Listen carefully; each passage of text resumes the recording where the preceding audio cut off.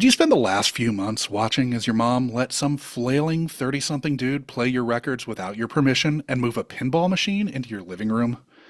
Did pre-RoboCop then get your mom so strung out on Flake that you thought you and your brawler little bro might have to hightail it to Alaska before being stuck with a much more drastic idea to steal the coke your mom's beau bought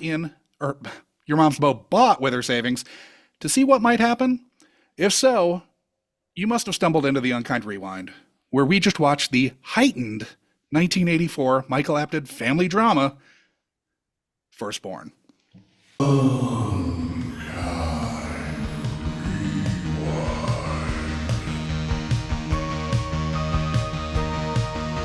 to the chopper! You know what you are? You're one of those little fancy lads, aren't you? Link and I are cruising the mountain, bro, and we figure we'd a little juice. Salutations, listeners. I'm Josh Dugan, coming to you from the North Star State, where snow is probably about to fall, and now unlikely to grant us relief for months. As always, I'm joined by my Munch, my Benson co-host, Adam Schwitters, hailing from the wind-ravaged American Southwest. Been hitting the slopes with Peter Weller, Adam? You know it, man. There's snow on the cactus, snow on the sand, snows all day for $50 a gram, you know? Fucking hey. Beaming in from Hell's Kitchen, we're also joined by Sean McGrath. You snored any lines off a pinball machine with Teri Garr this week, Sean? Yeah, the pinball machine from The Accused. Is this the pinball machine from The Accused? No, it should be. I mean, product right. placement, right? Sure. Seriously. No, I'm good. I saw Gentlemen Prefer Blondes tonight before Nice. Getting back here, and on my way back, I kind of bumped into Andy Cohen, who I must say has a little. I was just watching him rubbing off on him. I was just watching him mediate or moderate some housewives. I didn't think that he had like platinum gray hair, but I guess he does. Yeah, I guess the associative property of Anderson Cooper. Yeah, probably. He caught it on New Year's. This week we're joined by our special guest who is revisiting this film for the first time in quite some time, coming to us from Los Angeles, Chad Byrnes. As will be the case from time to time, some of our guests won't have their own mics because what normal person would? So you'll have to pardon some sacrificed audio quality this week, but Chad's fucking awesome. We'd much rather have him on the show than worry about whether his audio channel is going to be as crystal clear as some dipshit podcasters would be. Like the three of us. No one likes to listen to me anyway. Chad, why don't you tell the audience who didn't tune in last week a little bit about yourself? Great. Jesus, where do I start? I lost my virginity. Just joking. Lay back on the couch, Chad. I still have the same couch. I hail from Los Angeles, California. I am a native. My dad is a screenwriter. He wrote a lot of Westerns, Big Valley, Bonanza, The Gambler with Kenny Rogers. Sure. The first one or one of the other ones? The number 1 and 2. Nice. I prefer 2. And then I grew up in Hollywood basically with a struggling screenwriter. Parents got divorced when I was 9, and that's when then a few years later I saw Firstborn, but we'll get there. And then I grew up here, lived in San Francisco for a while, went to college there, came back, and now I am a film critic for LA Weekly and Village Voice. Nice. So, as I discussed in the pre-interview with Chad last week, I'd actually completely forgotten that I have seen this movie. Until I was thinking more about it leading up to talking with Chad before the pre-interview, and then I was like, oh, fuck, I totally saw this movie where Teri Garr was Corey Haim's mom. Sean, had you seen this before? Had you heard of it? Hadn't seen it, hadn't heard of it. Nothing.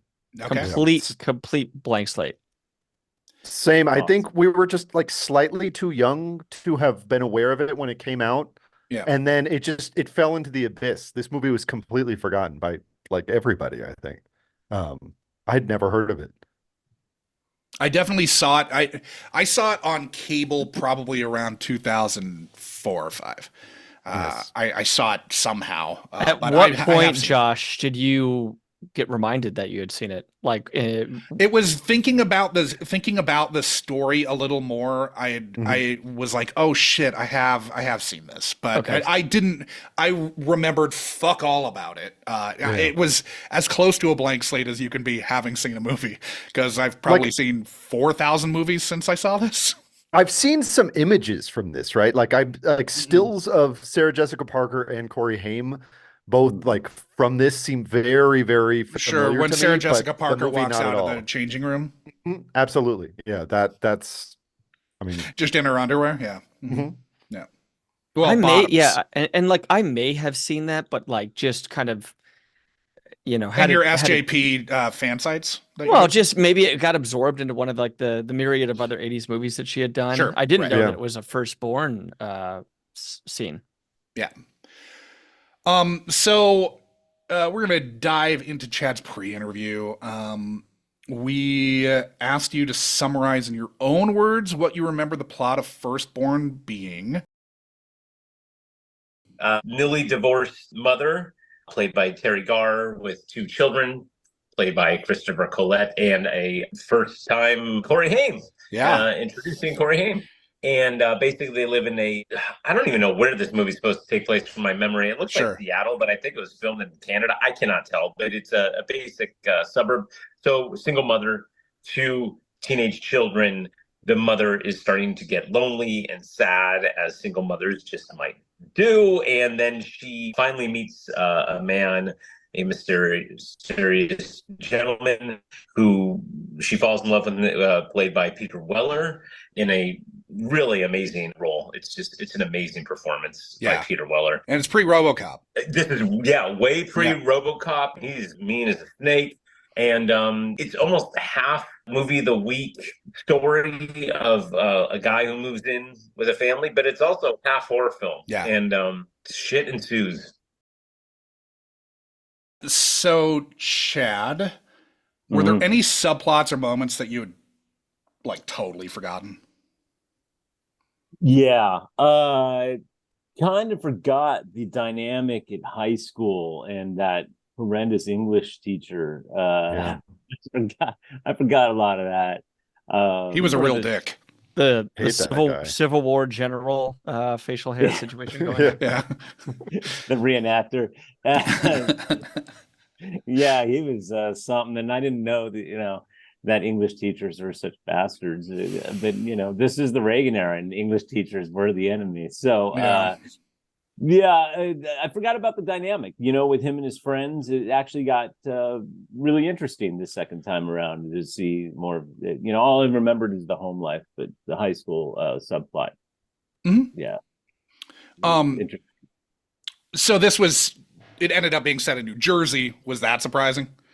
Yes, that was definitely surprising. And as soon as I realized that, I was looking for accents everywhere, and it kind of threw me off. But I'm like, it looks like Seattle because it's always gray. Sure. Yeah, it's just permanently overcast, unless they're like about to hump in a field with a bottle of wine. Was Peter Weller as mean as you'd remembered? Oh yeah, he was great, and just sweaty. Just that sweat just had toxins and coke all over, and The meat sweats. Yeah. It almost felt like he brought some of his history to this role. I don't know. He understood the character. I feel like he was method acting. Yeah. He actually was. Apparently he was. Yeah. He threw Corey Haim across the room. I read about that. That was fantastic. I just wish I was there for that one day. Oh man. I mean, we'll get to that. Every once in a while you're on set and something weird goes down and you're just like, man, I don't know how that they were happened, rolling, but I don't think there were. PAs had to separate them. Wow. Yeah. So we did talk about Christopher Collet in the pre-interview. I would be remiss if I didn't mention that in addition to this in the Manhattan Project, he was Angela's infamous final victim in Sleepaway Camp. Absolutely. And I'm doing research after we talked. I was like, oh my God, how did I forget that? I know, but he's not the, like, he's the love interest. It's a weird, like, it's easy to kind of forget him because he's not Ricky. You know, he's not always like getting in fights. He's Ricky's buddy or whatever. And you know, it is a couple years before this because it's shot in '82, I think. But you recalled Christopher Collet's performance in Firstborn being a strong one. Did this still feel strong to you this time around, or were you seeing it differently? Okay.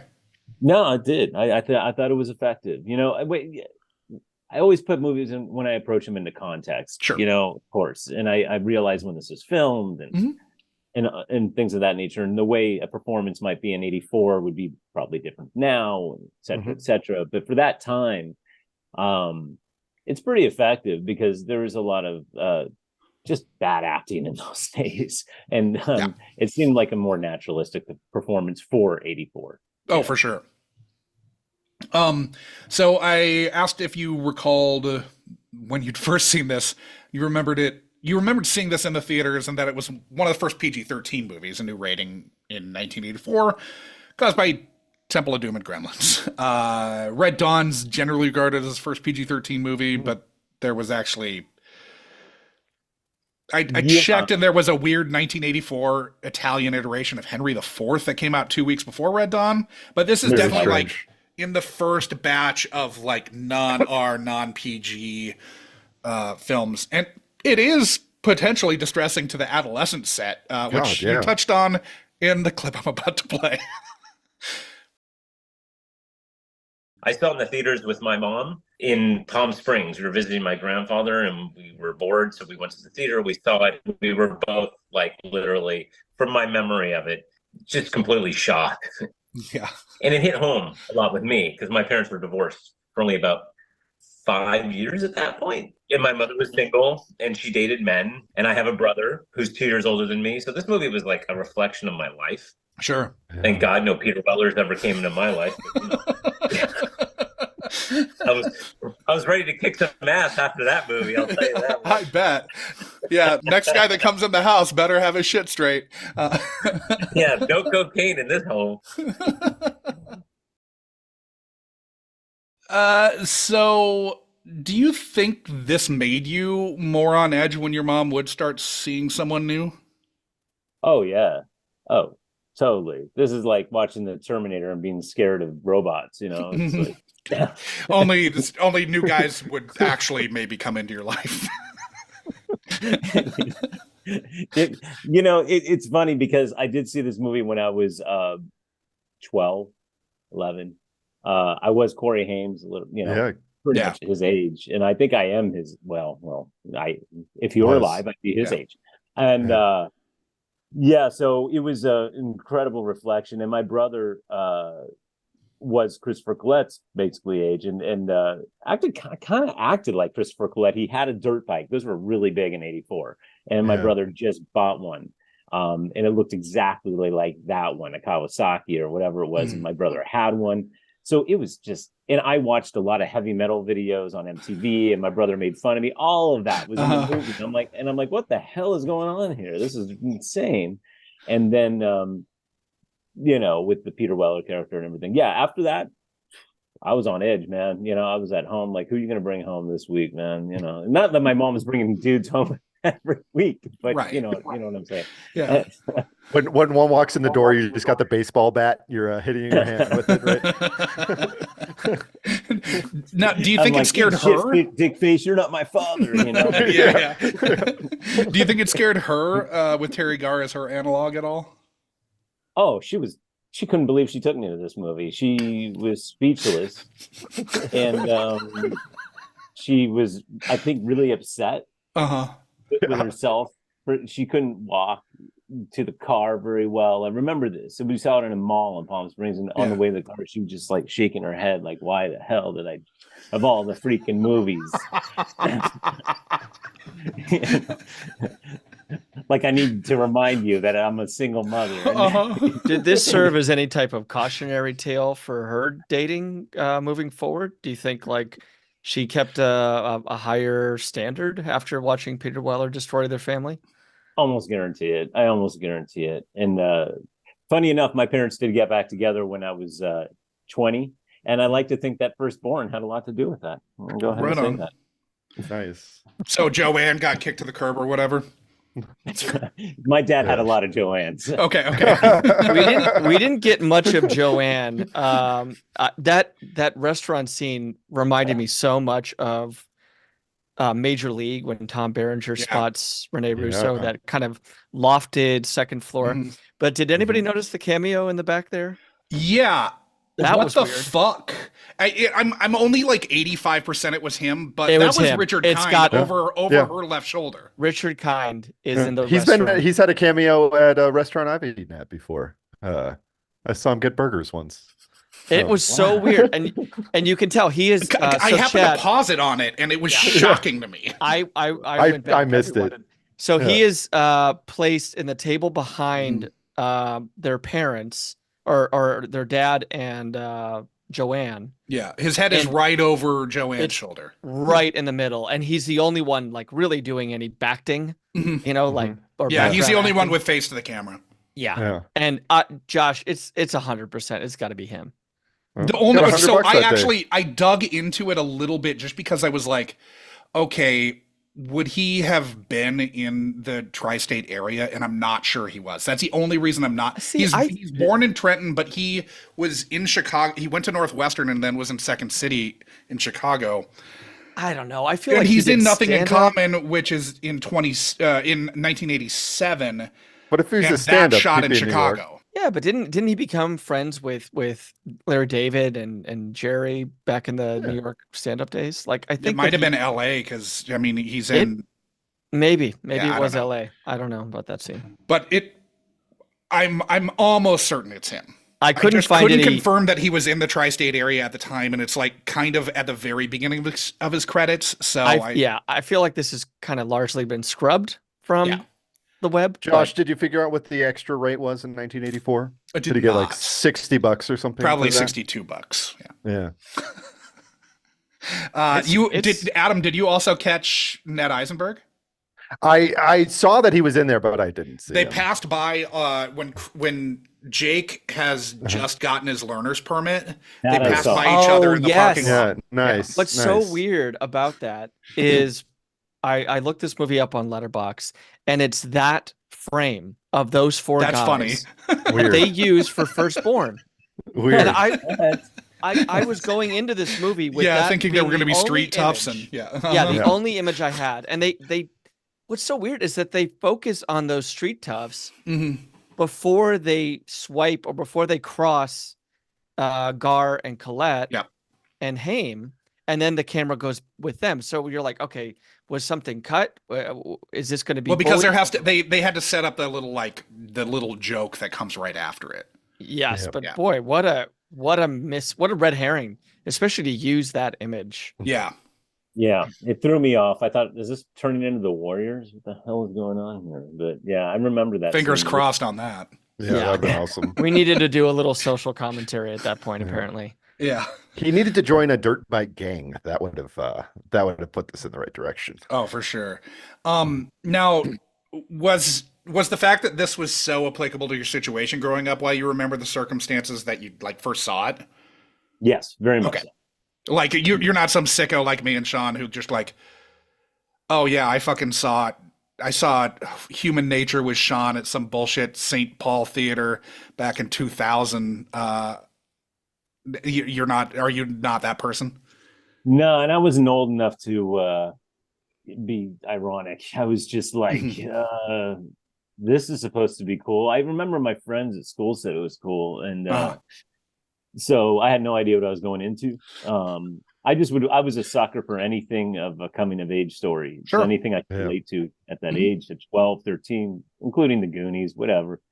But this was not the Goonies. And it sure wasn't. It burned in my brain. There's no doubt. And I remember I worked in a video store years later, and I rented it again, and and I still found it really actually pretty damn good. Overall, it burned because my family situation. Yeah. And my mom never did find the one, but she was dating, and I had some awkward, encounters with some of these dudes. Nothing that really I remember, but after that movie, I do remember like some encounters where I was more paranoid of them. I'm like, is the band going to start playing? You're right. Are they going to move a fucking loud ass pinball machine into the living room? Dude, Is the whole ruin the living room feng gonna shui turn of the red? room. Yeah. I mean, maybe, again, this is probably a question for your brother too, but like, does that, outside of the movie, did you really feel kind of protective of your mom? Like once you guys were living together and she didn't have a husband there? Big time. Yeah. Yeah. And there was certain small moments in the movie I really related to, like when they see their father, because I would only see my father on the weekends or every other weekend, and he'd be like, is your mom dating? That did happen.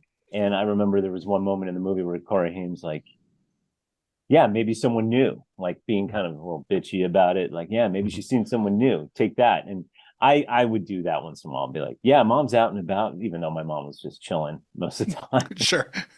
Did you wear a jacket and tie every time you saw your dad?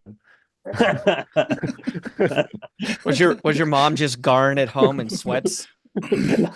After getting all dolled up and hoping that she was going to go to dinner. She looked pretty dolled up. She looked like $1 million prior to that. That was lot cool. of differences. A lot of differences between Teri Garr and my mom. Most notably, that my mom would never even expect to hang out with my father and us. A nice dinner in the city. She'd be like, on a pickup. Yeah. Yeah. No. And so my dad being a screenwriter in the 80s, let's just say he was quite single. Yeah. And the experience I had with my dad when I saw Boogie Nights in the theater with him was the same experience I had with my mom seeing It was one of recognition and horror. Well, which character did you identify with from that one? Probably the John C. Reilly character. Right on. Yeah. Overcoming my insecurities. Yeah. Right. I fucking love him so much in that movie. Action star. Parkouring off rooftops. So I asked you what stuck out most from watching this as a kid.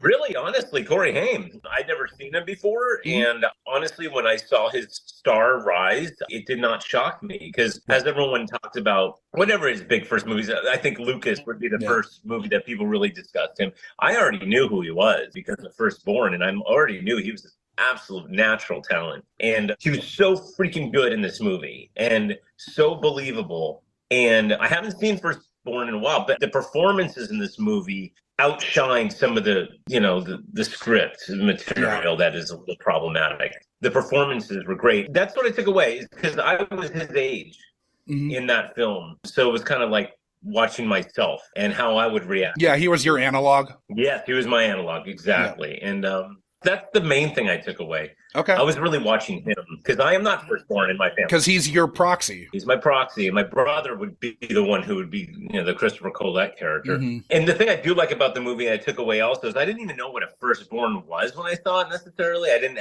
even conceptually. I'd never looked at my brother as a first anything or a second anything. And walking away, I always looked at him a little differently from then on. Saying, "Oh shit, you're the badass, huh? You're the firstborn. You're gonna take care of this shit." I'm just fucking Corey Haim in this. Yeah, I'm just the punk ass kid who just puts you down and makes fun of you, right? So, yeah. Did Corey Haim still pop for you?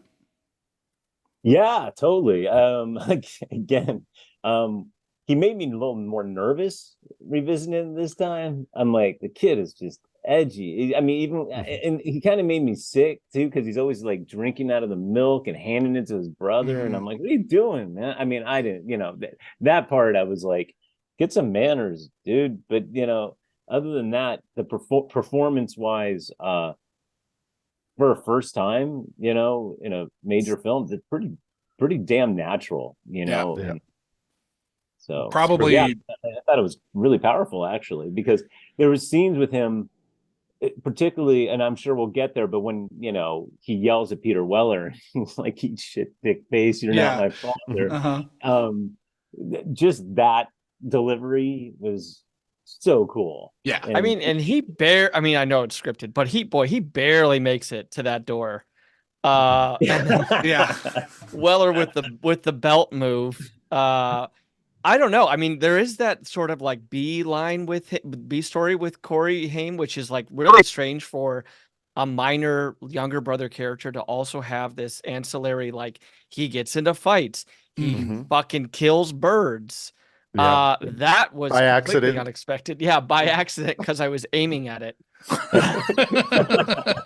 He just wanted to see what happened. Yeah, I mean, accidents when he's aiming at his brother and he hits the bird or something. Not when you're aiming. Yeah. So it was weird that didn't come back. I didn't know how they were gonna like channel that his sort of sadistic, masochistic tendencies, but he does like rankle his brother when he knows he's gonna be slammed up against a wall for it. He gives his bigger brother wet willies. I mean, like, yeah, he pushes the envelope, and certainly in that scene with Weller, like, holy shit. You'll poke the bear. Weller He's was fearless. yeah, Yeah. and he got thrown a fucking mile. Like that was like one of those things that you hit on like on a D-Day set, right? Where it just launches you. I hope they like, put a mattress in the Thin wall. wire. No, Yeah. like I hope that they got some kind of Fernie going, or they There's they like Crouching wrapped him. Tiger, Hidden Dragon, Oh, totally, yeah. He's bouncing off the treetops, Adam. yeah, that was not a stunt child by any means. No, and, they really, yeah. There were multiple times, like when they're on the bike leaving the school, and it's fucking wet pavement. It's wet pavement, and they're both of them. they're both on their riding. Yeah. They are both on that bike, or at least, Yeah. or they have another stunt kid, but like, like that was wildly unsafe. Checking data production on this one. It is before Twilight Zone? Question mark. Yeah. Like we put those kids into some serious situations. And right after Eat Shit Dick Face, Collet gets thrown around hard. Oh yeah. I think he hits like 3 walls before he gets like the iron cocked fist of anger in front of him. When he first gets hit in the face really badly by Weller, it's like a slap. It's like this weird. It's like, and it's kind of like whoever did the sound design on this was good, because it wasn't one of those 80s punches that sounds like a pow. It was like, and he goes down hard. And Weller is probably not at his most precise in terms of pulling punches, in terms of like measuring distance, in terms of pulling off a theatrical nap. Like, I'm guessing these boys, and maybe even Teri, have a couple ice pack days. Yeah, he definitely Buckaroo Banzai the shit out of these kids. And Teri, like it became the slap Olympics there in that final 15 minutes. Oh yeah. And there is one really disturbing scene, not to go ahead, but when this is one scene I completely forgot about, and it actually affected me more this time because I didn't remember it. Is when Christopher Collet goes to sleep one night and he hears Weller and Garr getting an argument in the other room, and he's saying some gnarly shit. He's like, "You stupid bitch," and we hear this smacking, and I didn't remember any of that. I was like, after damn. She stuck up for Jake. Yeah, correct. Yeah. Did this take you back to that view of the Firstborn that you had of your brother as the badass, or is that the rear view now? Okay, no, you did. Okay, all right. Nice. Yeah, because my brother was he was tougher than me, and he was the quieter one. He took things in, but if he had to do something, he definitely would. So they had some of that with Christopher Collet. He's a little more vocal than my brother would be, but at the same time, my brother had that kind of quiet John Wayne-ish quality that if don't fuck with my family kind of thing. So yeah. Now, did you still associate most here with Corey Haim's character, not the firstborn, or has that changed with time? Like now, are you more with the protagonist? Oh yeah. I mean, I am and I'm not. There's things that the protagonists are doing where I'm like, he's not giving Peter Weller's character a lot of room to develop with him as a friend. Sure. He's just Yeah. like, you're a dick, Uh-huh. and that's kind of it. He like gives this much room and then is like, I don't like you. And It felt like as soon as he changed get rich quick schemes, Colette's out of there. Oh yeah, he saw the twinkle in his eyes when he wasn't into home security anymore. Yeah. I mean, I want Ray back. He had such a hard on for home security. He was just devastated and betrayed when he wanted to open up a restaurant. He's like, I believed in you as a security man. What the hell? Yeah. Well, he just knows the failure rate of restaurants, like seriously, it's a bad plan. He knows it's a bad turn. Yeah, they have bad turn. But yeah, what I noticed more was just and I appreciated about the movie is that a lot of movies, especially in those days, would make it look like the kids are being understanding and then they're victimized. It's actually pretty honest about how kids work off of instinct. Sure. More than what they see and what they hear. And yeah, that's they're a little more predatorial. Yeah, they go off instinct. Like, I don't like this guy. I don't care that he got me a bike. I don't like him.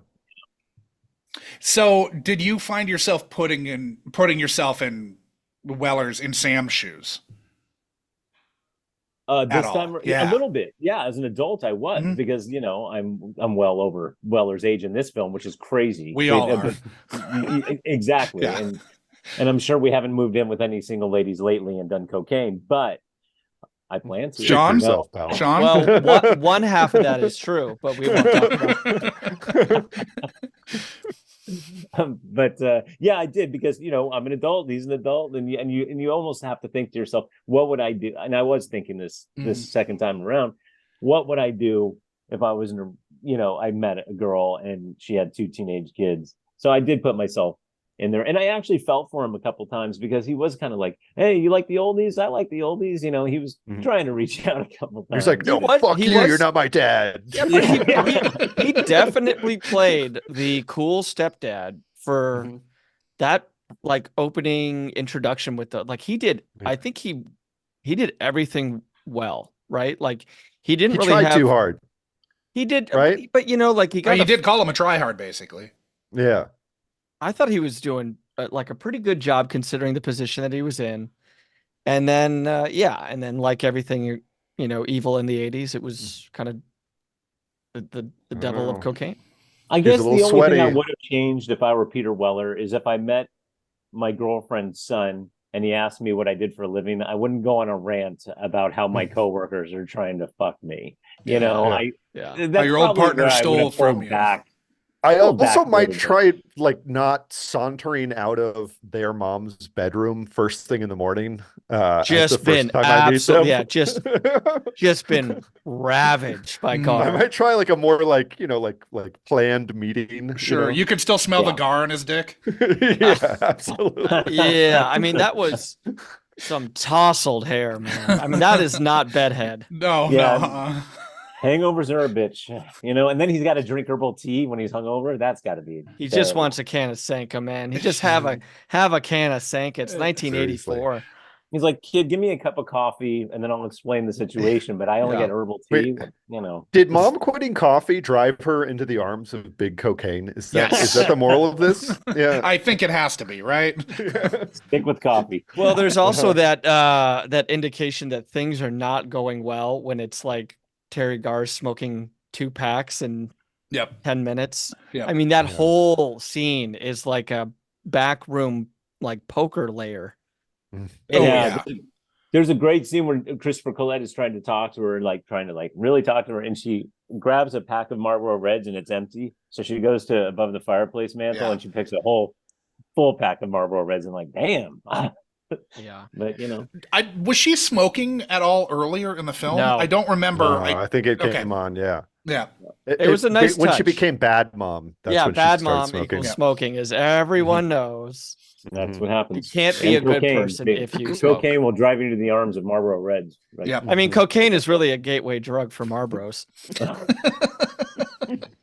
And making Which one can cookies, you show on apparently. TV now? I don't think you can show Marbs. I think you can No. only Yeah, I show don't think- people yeah. snorting coke on Seriously. TV. If you do enough cocaine, you'll make cookies every day of your life.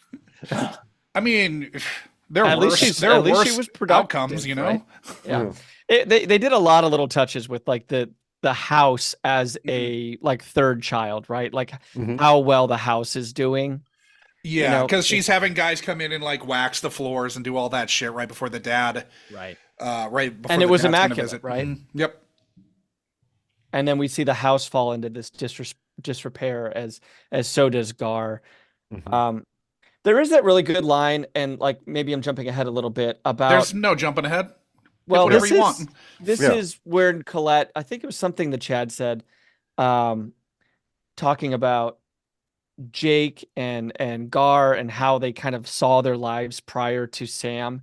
Like, there's that great line when Jake's like, "Hey, everything was fine. Like, Mhm. yes, it was tough, like not having dad there, but like this kid is like wall to wall with buddies. Sure. He's got an awesome girlfriend. She's buying fuckloads of snacks for him and his friends. She's got I mean, they're like bedding down in the pastures Mhm. of New Seriously. Jersey. And He's for some reason, like RDJ, the coolest kid at any school ever, is friends with him. Yeah. Which I don't understand. I mean, even pre-J, right? Yeah. Yeah. He already had that kind of cool, ironic tick. Oh, happening. yeah. Dude, Yeah. yeah. It was already there. They His were glasses always matched his outfit every time we see him. we He's were amazing. seeing we were seeing like the early like chrysalis stage of peak RDJ there. Just his mannerisms and how natural he was. And You mean less than zero? Yeah. I feel like his character in this movie went to college to back to school. yes. Yeah, that's true. I feel like it's the same dude from Firstborn. And then after college, graduated, yeah. went straight to back to school and hung out with what's his face from Dangerfield. Dangerfield. And, Yeah. Oh, sorry. And shit. yeah, man.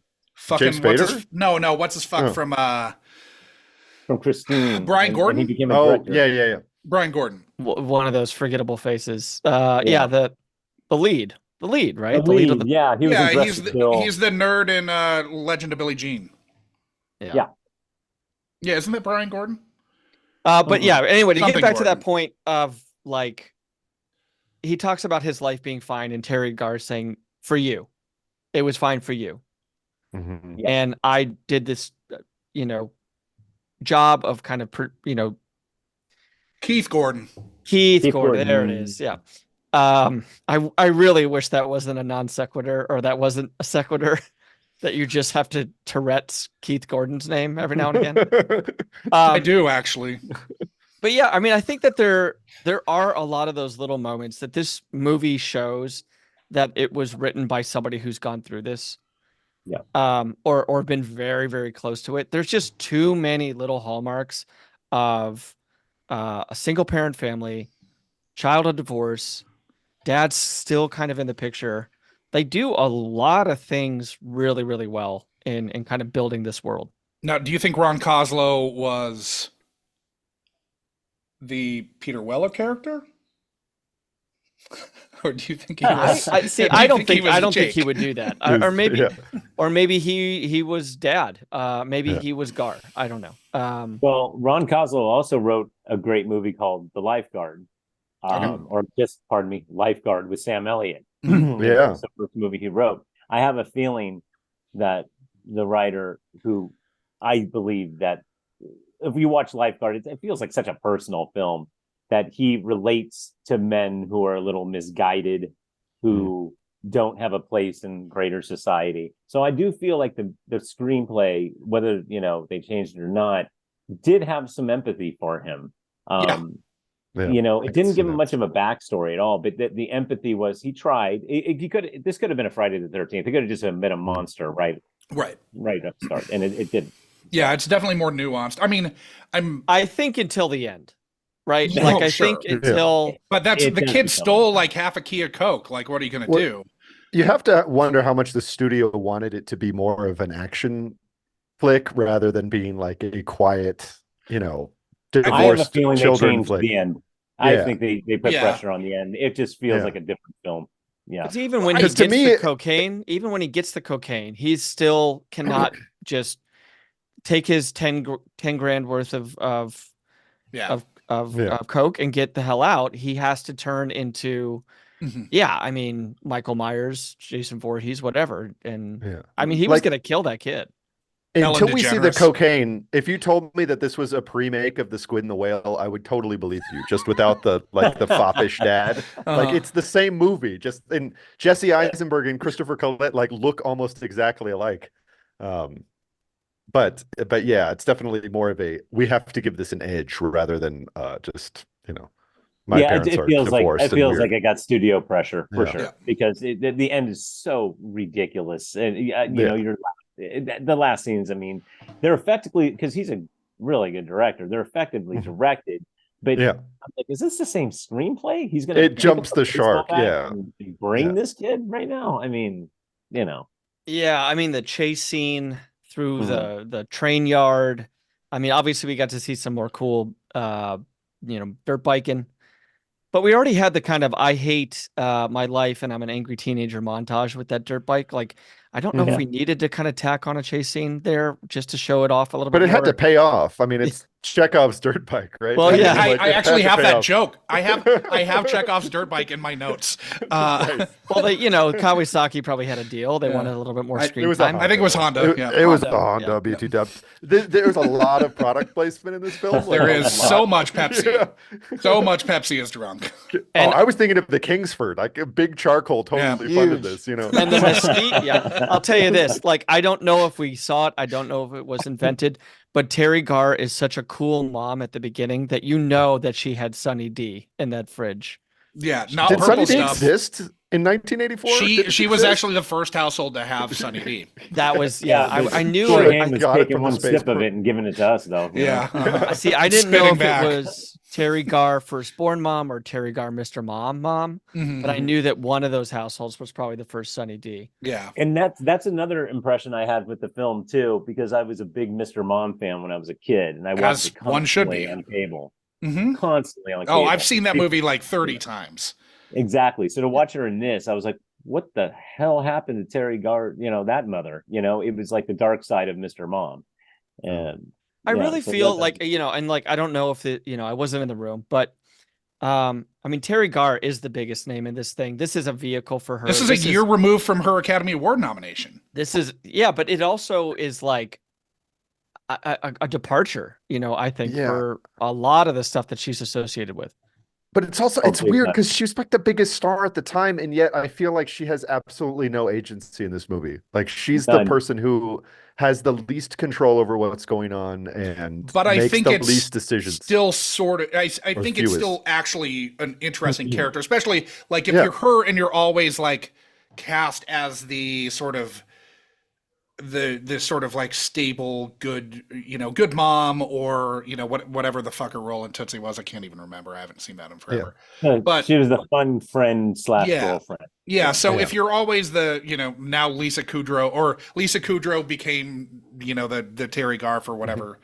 And so if you're the Teri Garr character or a Teri Garr actress and you're coming off an Academy Award nomination, I think you do something especially with a director who, he's worked with Glenda Jackson, he's worked with He did Coal Miner's obviously, he Daughter. did Coal Miner's Yeah. Daughter, which Sissy Yeah. Spacek won a fucking Oscar for. Yeah. I think you, if you're Garr, you take that chance that, okay, this is the thing that hits. Yeah. I think it's Yeah, an it's interesting like- part for her. She doesn't have agency, but it's still like there's a lot she more has an going interesting on arc. here Yeah. than there is in, say, Mr. Mom for her character. That's arguable, but we can agree to disagree. I mean, I get the no agency thing too, and I remember seeing the movie with my mom and her sighing and groaning, audibly, Sure. like, oh, this woman, good God, but Seriously. but at the same time, my mom wasn't in the grips of Coke. So, and I think just a woman who's so lonely and, probably has one glass of wine every other night and just watches over her children, lives such this contained life. And it's suddenly, at that time, partying was not like partying now. It was partying. And when they partied in 84, it was still like 79. They were really getting into it.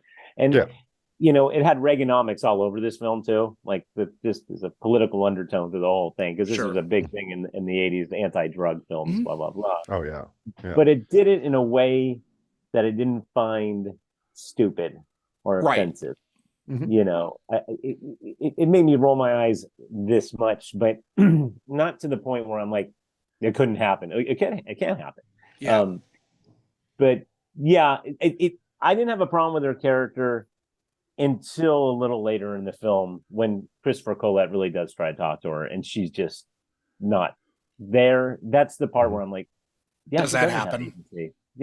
She's lost a character. She has no characteristics in the latter part of the film. She is just a victim, Well, there's the moment though where it's the sort of scene that Colette and she have before that scene, where the scene that we were talking about before, where she's like, but I wasn't happy. And I do think that there's like a kind of a truthful note being hit there that you wouldn't have seen in a movie like this at all. No, it's true. And they had an interesting relationship as mother and son. It's, a very like adult relationship in some ways. It's very honest and real. It didn't because this movie could easily be accused of being a, TV movie, which were really popular at the time. And a lot of the TV movies felt like this. They didn't look like this because this movie has actually a really interesting, look. But it felt like it at times, but then it took it up one more notch of intellectuality in some ways, because she does have layers. Because there's a scene when she's talking to her friend too, and her friend's like, "You just met this dude, slow your roll. Be careful." And she's like, "I'm freaking miserable." And she said an interesting thing in that scene. She goes, "He needs me, and I want that right now." Sure. So it wasn't another dynamic where I need him. She actually met someone who needs her. Right. And it was because he needs 10 grand to buy his, she always needed the father. She was always needy for their father, but she finally met a guy who actually needed her. Yeah. And that made her feel good. So should we talk about the Coke? Because I think the whole scheme, there's a lot of it, but there's not really that much. Like there's a lot. It's like four bags. Like it's maybe half a key. It's also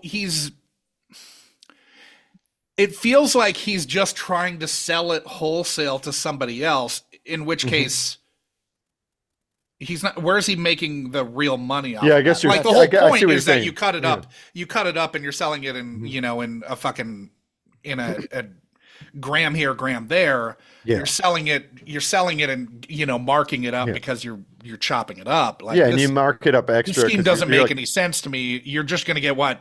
Maybe you bought it for 10 and you're going to get 12 back. Like you're and they're going to use that money to buy a restaurant. By the way, yeah. Like you're doing you weeds, have just used the money that you had in Jersey, savings to buy a restaurant? If like I don't know where you're actually making money in this whole scheme. Yeah, because you can't really use it as collateral against a loan like you could with actual money. Right. Yeah. And you need to pick it up, right? Yeah.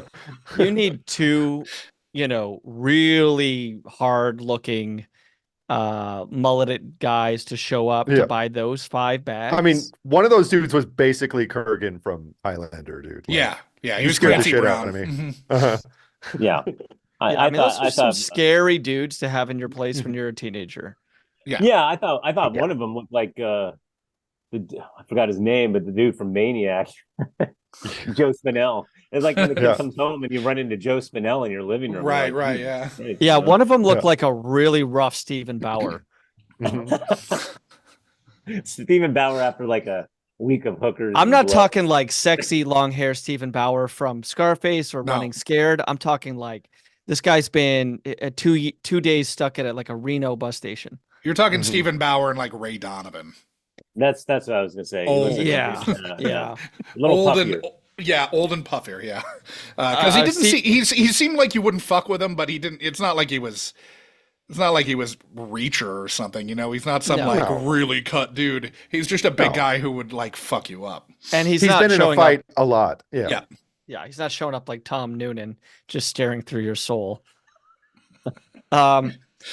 Okay, so when you said, "Are we going to talk about?" and you had a pregnant pause there, I did not think you were going to go cocaine. I thought you were going to go into the sort of the Oedipal stuff. Yeah, it was very weird. Yeah, I don't know, Chad. Did any of that register to you then?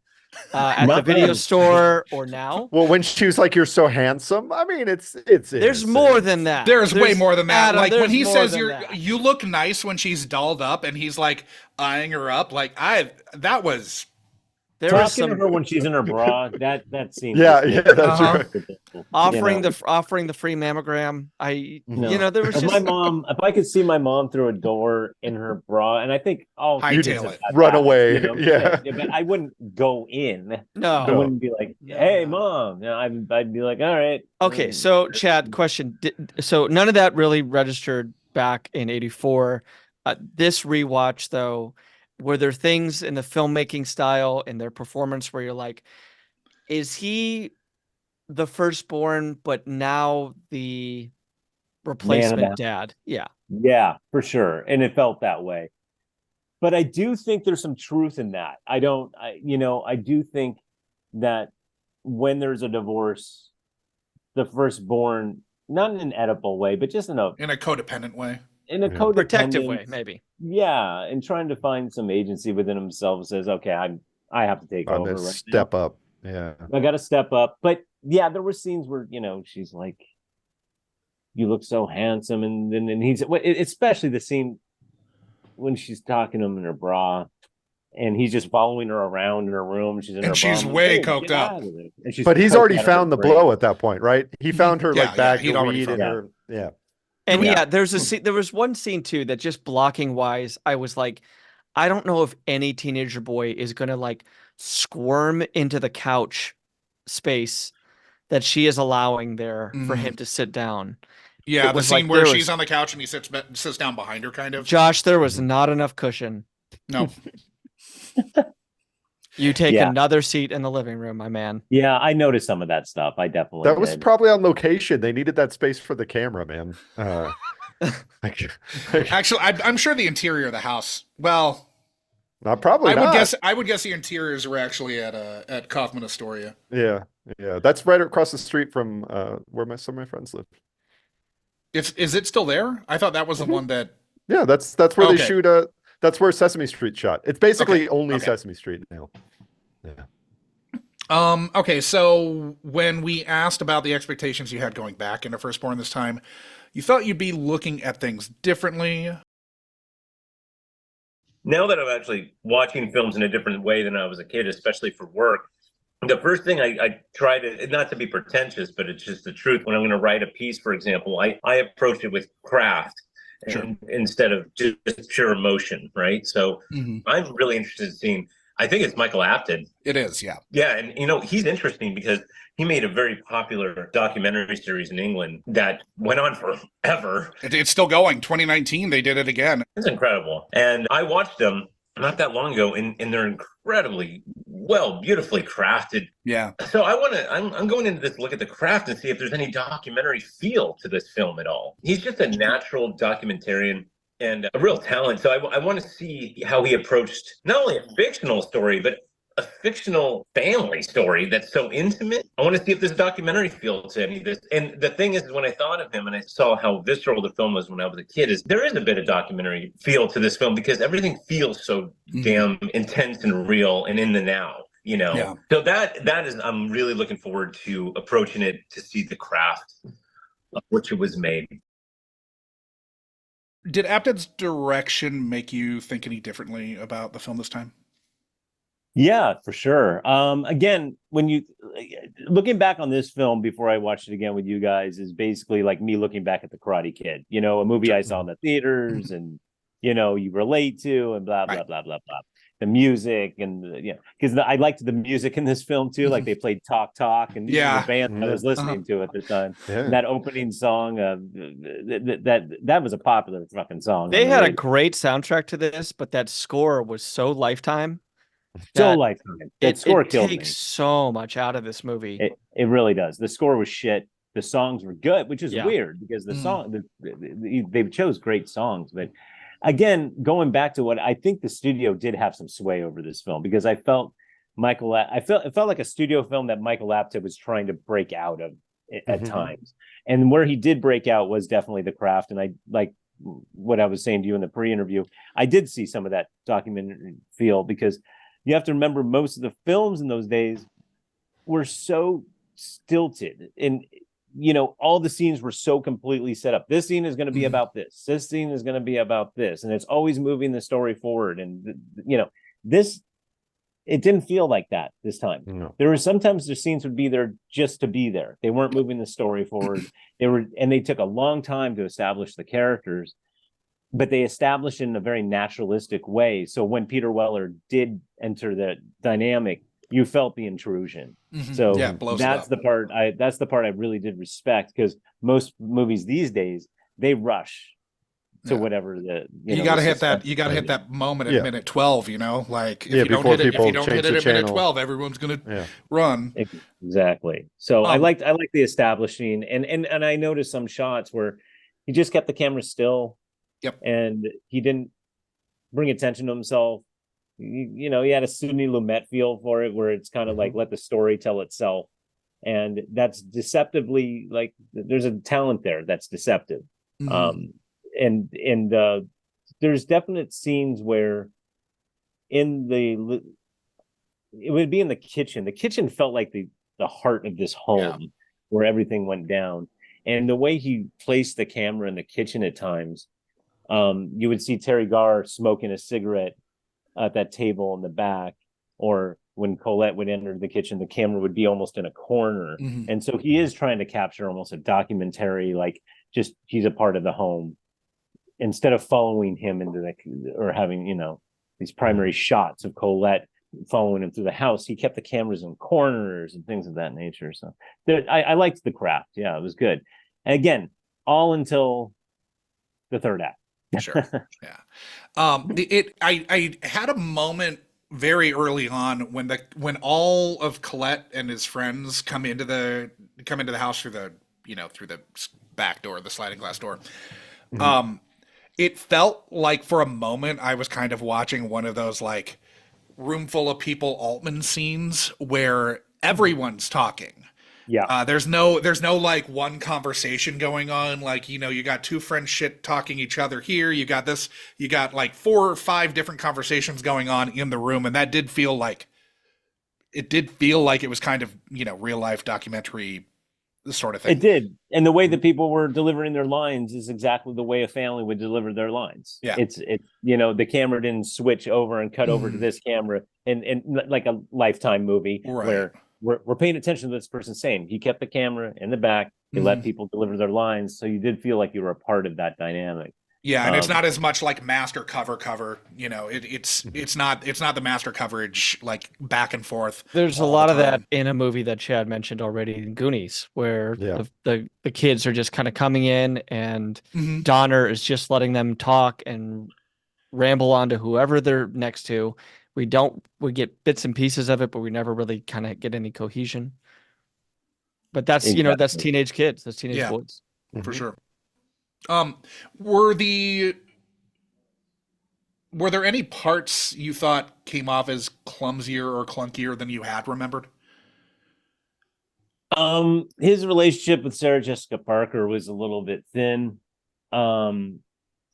which is fine. It's not about them. It didn't bother me, but the scene where they're drinking wine in there's a bear behind you. I mean, is that how they relate? Is that the depths of their romance? There was just scenes where I'm just like, that was clunky. But other than that, besides that, and we're not even gonna go there, but besides that, I was surprised how this movie was still effective. Again, I am coming from a place who is these guys' age, did see it in 84. So it, when you see a movie at that age, and when I see The Karate Kid, it still affects me the same way it did when I saw it when I was a kid. You don't think Daniel's an asshole? Not at all. And I'm Okay. actually not a part of that team at all. And Okay. I think it's cute that people say that, and it makes me laugh, but it does. It's funny, but I've never agreed with it. I'm like, come on, man, where are you getting this shit? Because he picked up the dude's radio, he deserves to get his ass beat every night. But bullying was like pretty bad in the fucking 80s. It was not like these days where it's super hyper conscious. Like if you push someone at school, it's like, people bullied me. There was no word for it, but people were getting their asses beat. Well, now it's all psychological bullying online that you can't escape for, it's 24 hours a day now. It's a weird, different thing. Yeah. Or you yell at somebody about a video game and call the SWAT team on them. That's the other thing you can do. Yeah, now. that's fun. I'm also from the Valley, and those guys in the Karate Kid, we had a lot of those guys. Man. So when I saw Karate Kid, that was freaking reality to me. That wasn't. They would beat some Reseda kid's ass every day, and I'm not gonna think. And I don't think that Reseda kid ever asked for it. Man, fuck Cobra Kai. Yeah, fuck them. They're in Encino. They got mansions. They're not victims. Yeah. So was Daniel LaRusso the kid that Corey Haim was beating up early on most of the movie? Did we see that kid? He just like that's why they left New Jersey and moved to the Garden of Eden. Yeah. And that's another thing that I found kind of funny is that Corey Haim, this wispy little shit, is the one who's like, I just wish there was a scene on the school ground with him beating ass. He's like a year from being Luca Plakia. Yeah, no one. The look that he gives his brother sitting in the principal's office is the look of a child who has never chosen violence. No, truly. He's like, but it is kind of funny because we never see it on screen, so we just have to imagine it, right? Okay. Well, I mean, he does take a baseball bat to Peter Weller's back. So my conspiracy is that there was no kid that he's beating up. That these are just animals that he has found and has killed. And it's their blood on his face and on his clothes. So it's like some serial killer shit that's going on. And he is working his way up to being Jeffrey Dahmer. No, to beat Peter Weller. Oh, okay. You mistakenly hit a crow with a slingshot one day. The next day, you're eating some poor kid in Minneapolis. Okay, right? That's how it works. Defense of Milwaukee. The defense of Adam's it's the same accidental slingshot is getting a little suspicious for me. How many lizards down there have you killed yet? So you were also looking forward to seeing a young and hungry Peter Weller. I'm assuming your desires to see him really get to work were sated. Yeah, but they were actually more sated in the scenes with dialogue instead of the violence. The violence is besides the point in this movie, and that's the problem with it. It acts like it's working up to that, but when it hits, it kills all the tension. The scene in particular that is my favorite scene in the whole movie is when finally Jake breaks and he can't take it anymore, and they're talking about the restaurant, and Peter Weller's like, oh, this fucking steak, someone got a chainsaw for this steak, and then they're talking about the restaurant, and Jake can't take it anymore, and he's like, how are you going to sell this thing? What if the real estate stays soft, and and when Peter Weller switches on that scene, because that's the scene where he switches, he stops being Mr. Nice Guy, and the look he gives him when the kid one-ups him, and he's like, hip ain't hip anymore. And when Peter Weller just glares at him, man, I felt it. I was like, ooh. So this is, that's a really, really good point, and something that I want to talk about. And again, like, this is, a bank account aside, I'm sure that there's a argument to the contrary, but I think RoboCop really fucked up Peter Weller's career. Dude. This guy is a fucking force, and he's theater trained. Buckaroo Banzai came out this year, right? Yeah, it was actually right behind it at the year-end box office. This was 108, and Buckaroo Banzai was 109. Buckaroo Banzai is awesome. Buckaroo Banzai is awesome. I love that movie. Yeah, and completely different characters between those two in the same year that he's been. But Shakedown Shakedown, Shakedown, is fucking awesome in. No, Yeah. he's pulling off a wide range of acting performances here in the Mhm. 80s. And then Mhm. RoboCop, with the exception of the kind of the Murphy shit in the beginning, like he's largely hidden. He's largely, He's a robot. he's a robot. And It completely RoboCop 2 fucked up his does career. not get better. But It holy completely shit, this screwed up his guy career. is like I don't know. I He's mean, a force. he is a force. And the Yeah, physical he's imposing of him and scary. I as mean, we found out, maybe the method acting going on in this movie.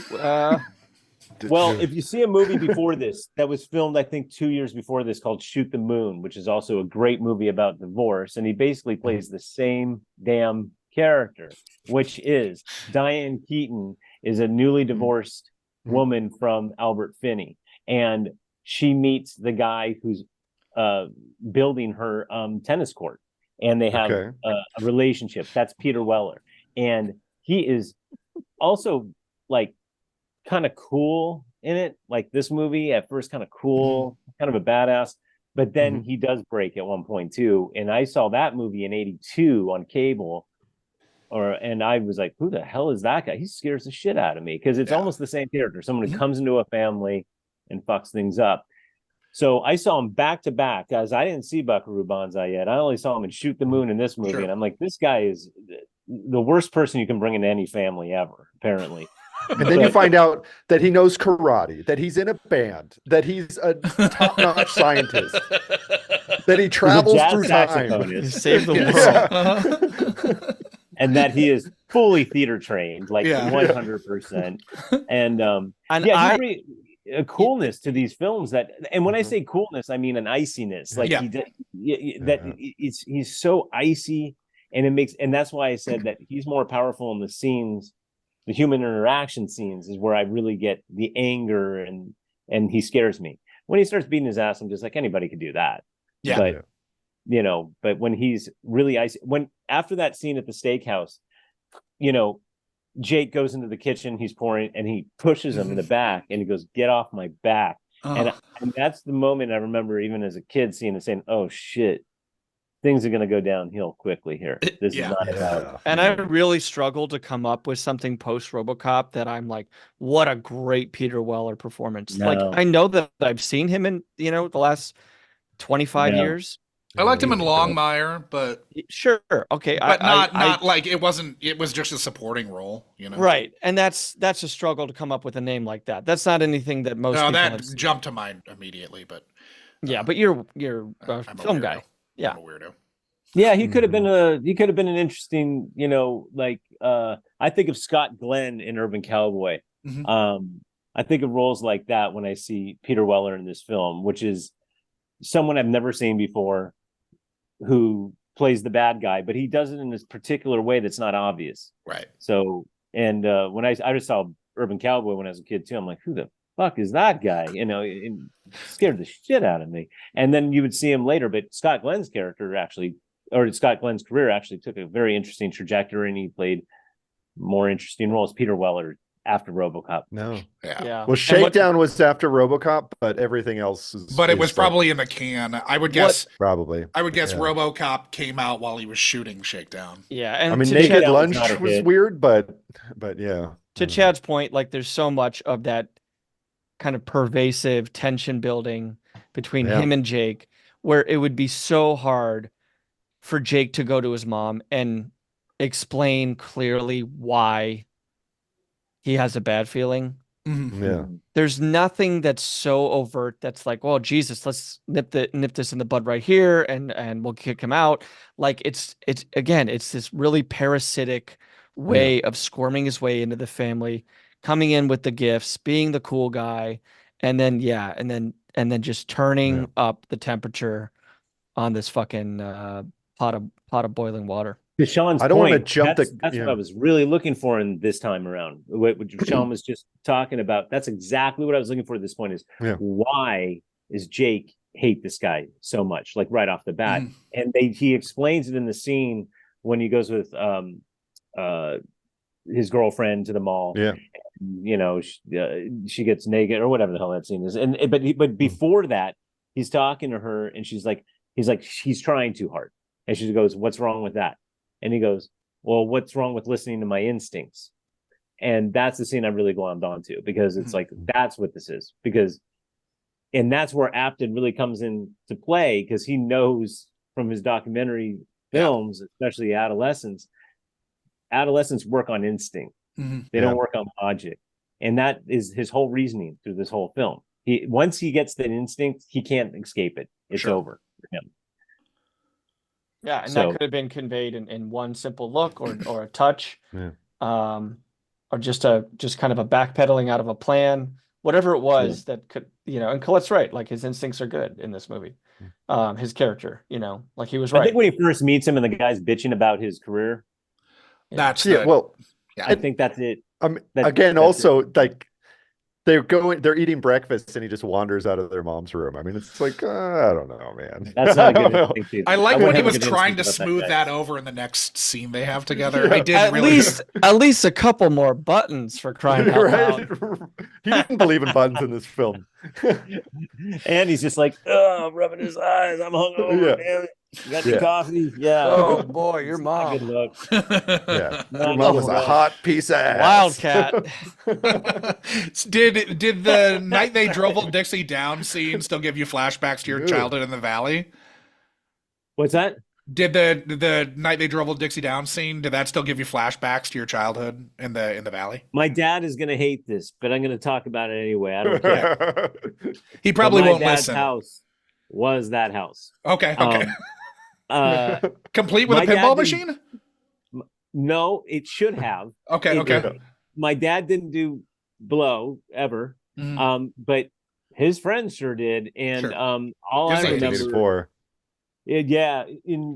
before 84, I was going there watching the Z channel from 80 to 80, whatever 80. I'd go on the weekends. My dad was he dated Playmates.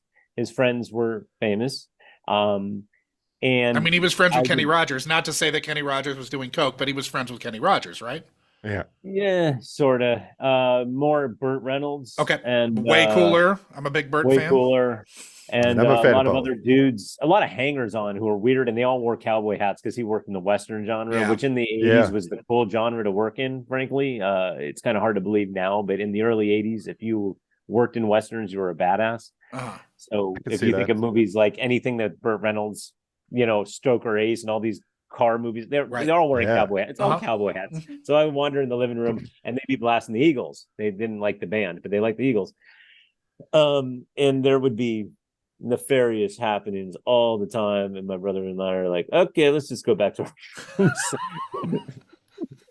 So I did see way more than a young man should see. But at the same time, that scene was the scene for me. That was my Friday the 13th. That scene, I didn't need him beating his ass later or a motorcycle fucking race. I don't need that bullshit. I needed him going out in the living room with the band blasting, and like he had like 5 lines going. It's it was like a lot of lines. And he half-assedly, like, sort of, like, put his hands in front of it, but, like, you can still see. Come on, dude. And he waited. The lines were, like, out, and he saw the kid, and then, like, sort of, it took a beat before he's like, oh, maybe I should, like, try to make it look like I'm shielding him from seeing what's actually happening here. Yeah.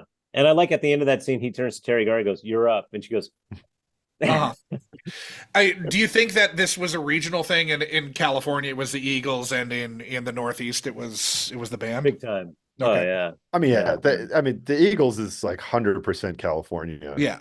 Coke action. But the band, I mean, I wonder, is it more East Coast or Canadian? Or, I mean, I think it'd be more East Coast. They recorded their albums in Woodstock. Yeah. Yeah, they did. Yeah. Even though they're all Canucks except for Levon. Yeah. Yeah. I mean, yeah, man. And so when I saw the movie, it hit close to home. Not with me and my mom and my brother at all. No. It only hit close to home because it was about a single mother and 2 sons. Nobody's on the fucking lacrosse team on the West Coast. Dude. No, I didn't even know what the fuck that was when I saw it. I was like, what is that shit? You know? Very Northeastern bullshit. Yeah. I mean, a nice little kind of, if we find the comedic relief outside of Robert Downey Jr., it's probably through the coach, of the team. Yes. Yeah. Teaching them how to scrub their balls. Yeah. Yeah. But their like feet. that's Yeah. that's something that Head, I balls, feet. Yeah, but that's something Nothing else. Don't clean anything else. Head, right? crotch, feet. No. Yeah, never. Don't use a towel anywhere else. There's no, you're just wasting ample real estate with that towel if you're going on the chest. That scene scared the shit out of me when I was a kid too, and I remember wiping my feet with my towel. I'm not joking. After that scene, I'm like, shit, I gotta fucking wipe a certain way after I get out of the goddamn shower.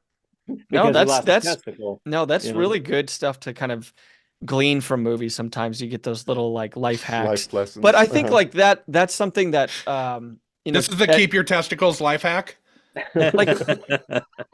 like educators will look for kind of these outbursts as signs that there's problems at home.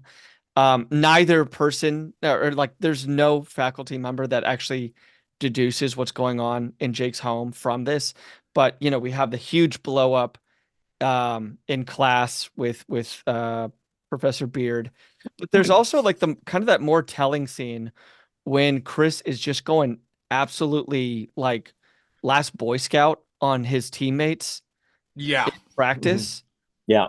Where it's just this montage of just brutal hits, reckless swings with that lacrosse stick.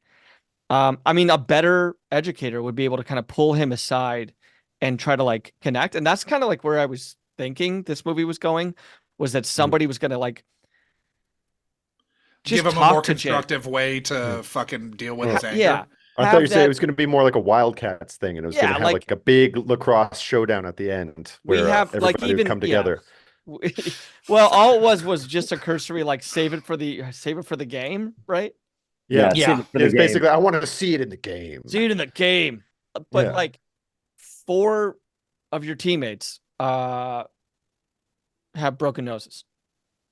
So they were hitting really hard. I didn't realize you hit that hard. He like lacrosse. took the stick and he's hit, dude. But really they're like cross checking and stuff. It was brutal. Yeah. No, the lacrosse stuff was actually really well shot. I was like, well, we should make again, this kid, it looked like him too. Like even on that before Sam kind of comes into it, where he does that like jump and he kind of gets his legs taken out from him. That was crazy. Yes. He was airborne. That was crazy. Like flying over the camera, basically. Again, it's amazing. Pre-Twilight Zone. I also learned not to write a English paper about Rocky. I will never do that. You saw who that was, right? Yeah, that was Josh Hamilton. Absolutely, that was Josh Hamilton. Yeah. Mm-hmm. Oh my god, I'm gonna rewatch that. Yeah, so weird. Like it was all of these like weird little pops here or there where you're like, what the fuck is that Josh Hamilton? And it is. Wow, that's great. Yeah. I kind of like the teacher's dialogue. That guy's dialogue was gold though, man. It's like whoop whoop, boring alert. He's such a prick. Oh god. I had flashbacks to a fucking shithead civics teacher I had in 8th grade who like he was picking on a buddy of mine, and so I was just like, what the fuck's your problem? It basically like two people just started like whenever he would like jump on my friend, me and this one girl would be like, what's wrong with you, Mr. Unixt? And yeah, I called him out. Fuck you, Mr. Unixt. Mr. Unixt. Like we would call Mr. like we Unixt? would fuck Unixt, but we would call him out in class. Like what the fuck, dude? Like why are you just picking on him? Like there's no need for this. But those teachers who like are just total fucking assholes. Yeah. And like needlessly like picking on kids, like what is your end game there, This was the decade for that, especially the early mid part. Like it wasn't until the end of the 80s where they're like, maybe we have a good teacher. Maybe we get an Edward James Olmos or a Robin Williams or a Morgan Freeman in here. Maybe. Or Tom Berenger. Yeah. You know, Tom Berenger was supposed to play Peter Weller. Yeah. That got in a car accident. That's right. It would have been menacing in a different way, right? Yeah, totally different. I don't know if it would have been. He would have been word manning at him. Yeah. And then he would have brought in his black friend to play saxophone and rip off Springsteen. So if Tom Berenger does Firstborn, does Peter Weller play Jake Taylor in Major League? I don't know if he Well, has I the mean, build maybe he to be a plays major league. Wordman and Eddie and the Cruisers. I don't know. Yeah, I but- don't know how the Word cycle Man. works. Yeah. Yeah, and also it's funny that you guys bring that up because I was watching this film contextually this time too about the 80s, and the 80s did have a problem, and I noticed in this film with authority figures, right? It was a big Sure. you see any of those teenage films, it's always any John Hughes movie, for Christ's sakes, Sure. is Breakfast Club, whatever. It's always authority. And in a way, this is a really interesting snapshot of that era because kids literally had no power, none. Right. If you were a teacher, you were to be trusted. In fact, a teacher would say to your kid's a little bastard, and the mother would be like, "Well, it's up to you. You know, I don't." And so Parents did not believe their children in the 80s. did not believe their children in those days, and To be fair, they probably shouldn't have believed him if it was regarding me. But And look what happened. Look what happened. You got to call your teacher a lightweight and say he's competing with a bunch of 14-year-olds. I loved when he Yeah, that called was him a brutal. lightweight. It's brutal. Lightweight and fucking mic drop. Yeah, and he's I like, loved it.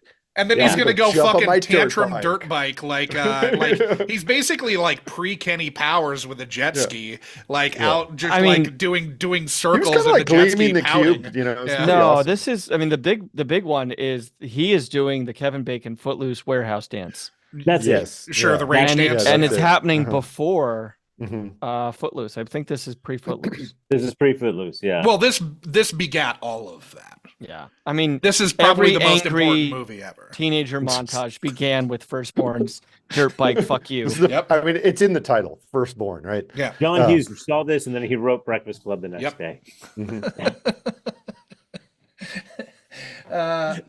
So, were your hopes for a positive return to Firstborn met or dashed on this rewatch?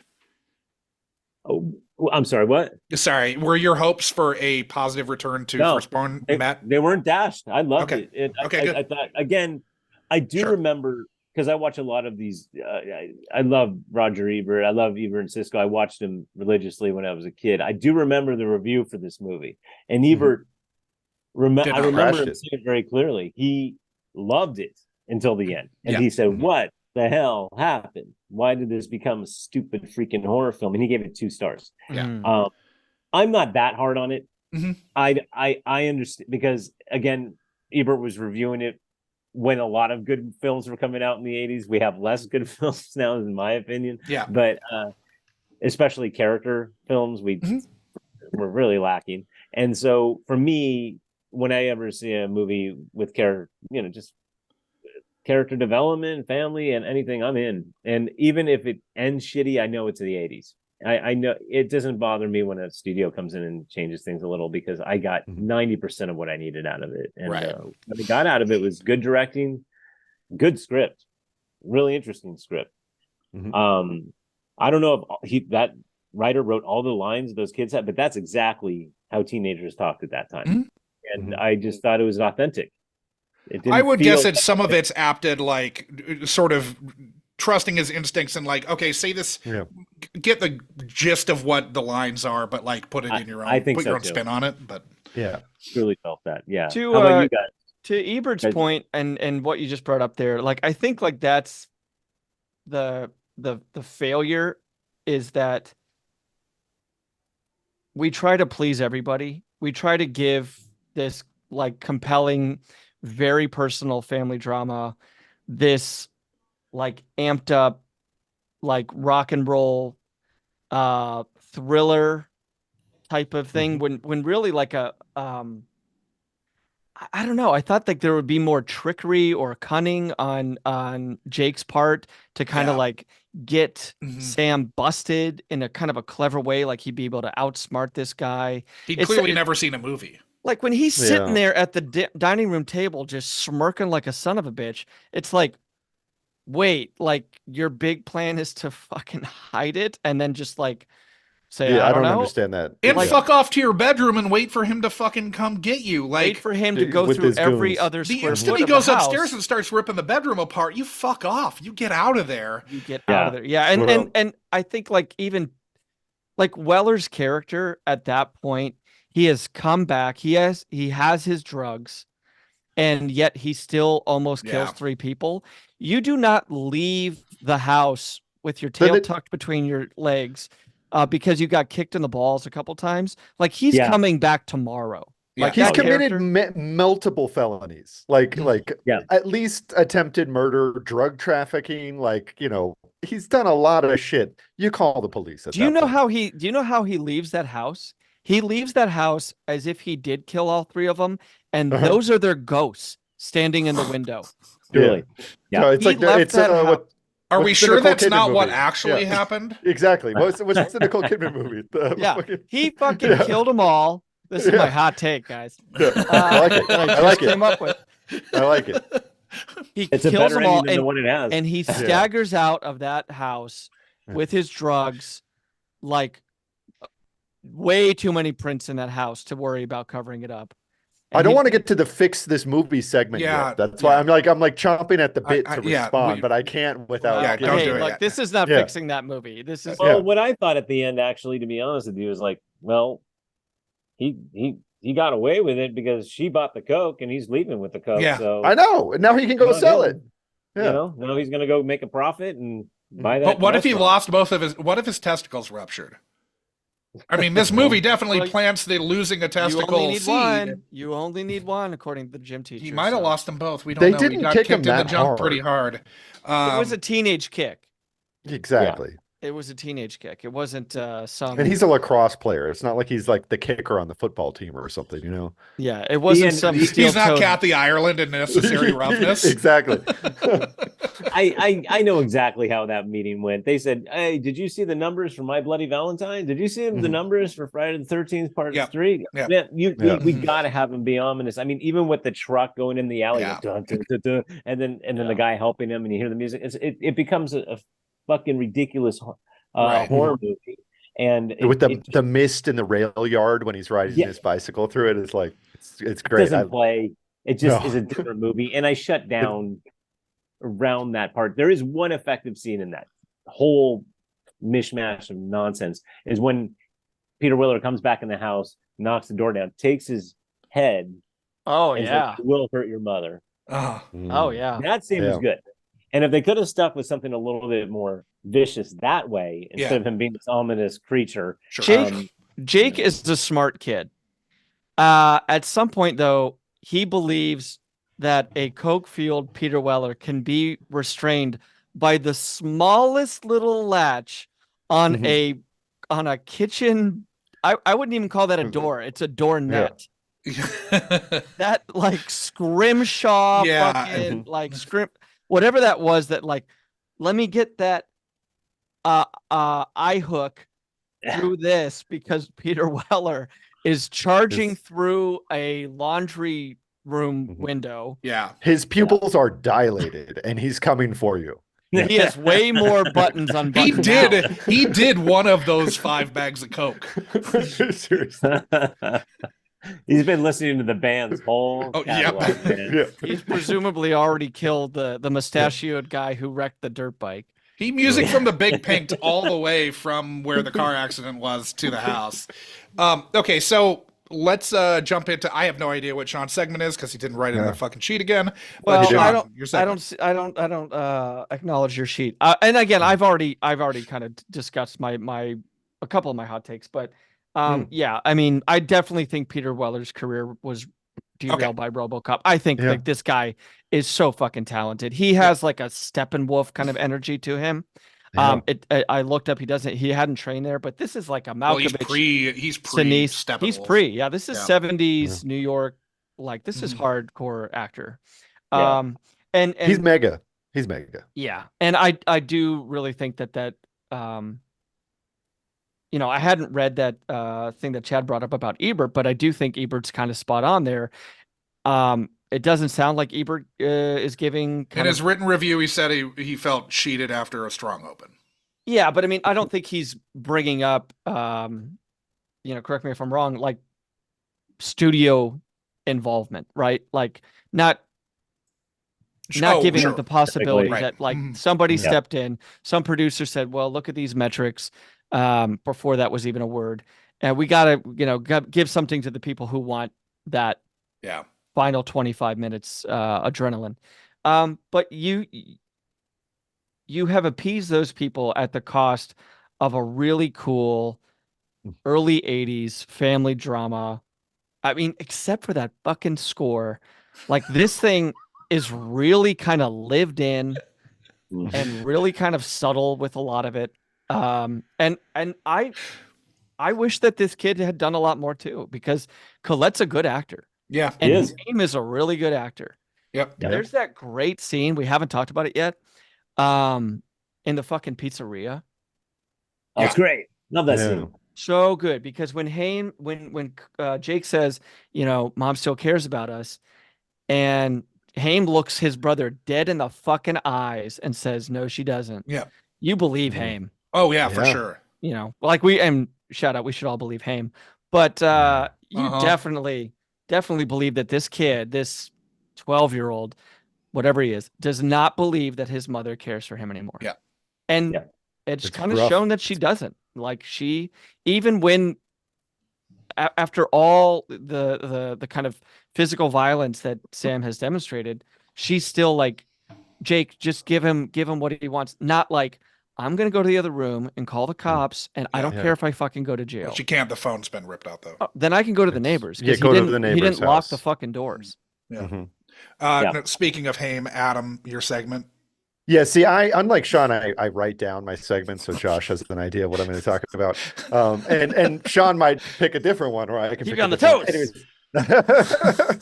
Anyways, I just wanted to talk about the tragedy of Corey Haim's life and career, because this is the first time I've seen this movie. This was his first major movie. He had been on, I think, some TV shows in Canada at this point, like just small stuff, not even like stuff that warrants an IMDb credit. And he's fucking fantastic. Like Yep. as a child actor, it's like nuanced, Mhm. it's heartfelt. Like I identify with this kid so much. Like I could see that kid being my own kid, like in a few years. And it's brutal. And then he goes on to Lucas, and he goes on to Lost Boys, and he gets this big career. And God damn it, his life goes off the rails. And it is so sad what Hollywood did to him. Well, his first movie is this, and This he is his has the first scene. movie. He has that fucking the moment on set where Peter Weller throws him into the Goes fucking against the wall. Uh-huh. Then he goes to Lucas and is allegedly raped by Charlie Sheen. Now, according to his mom, it was not Charlie Sheen that raped him. It was another guy named Dominic Brescia that raped him. But either but Corey way, Feldman alleged that it was Yeah. that it was Charlie Sheen. exactly. And I couldn't do enough research on Judy Haim to get a full opinion, but I have a feeling, just from what I gather, and this is all like allegations, that Yeah. there's the kind of people that their kids start making a lot of money in Brooke Hollywood, Shields' mom, and they too. start living pretty fat off of that, and it changes your life, and maybe you put the kids in situations that you wouldn't otherwise. Yeah. There was a time in New York where I thought about getting Max, my kid. He's very outgoing and a performer, and I thought about trying to get him into work, and I'm pretty glad I didn't. Well, Because we also host a different podcast about a different thing about Yeah. SVU, where fucking Yeah. kid actors are like traumatized every fucking week. Like, yes. Well, and I like ran into people that know the Phillips sisters, and what happens to kids that are too famous too young. Anyways, it's just poor guy. He died when he was 38 years old from pneumonia, which was clearly caused by his never-ending drug habit, which started shortly after Lucas, or maybe on set of Lucas. Yeah.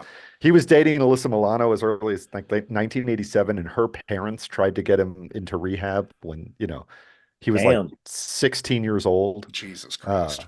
Yeah. Damn.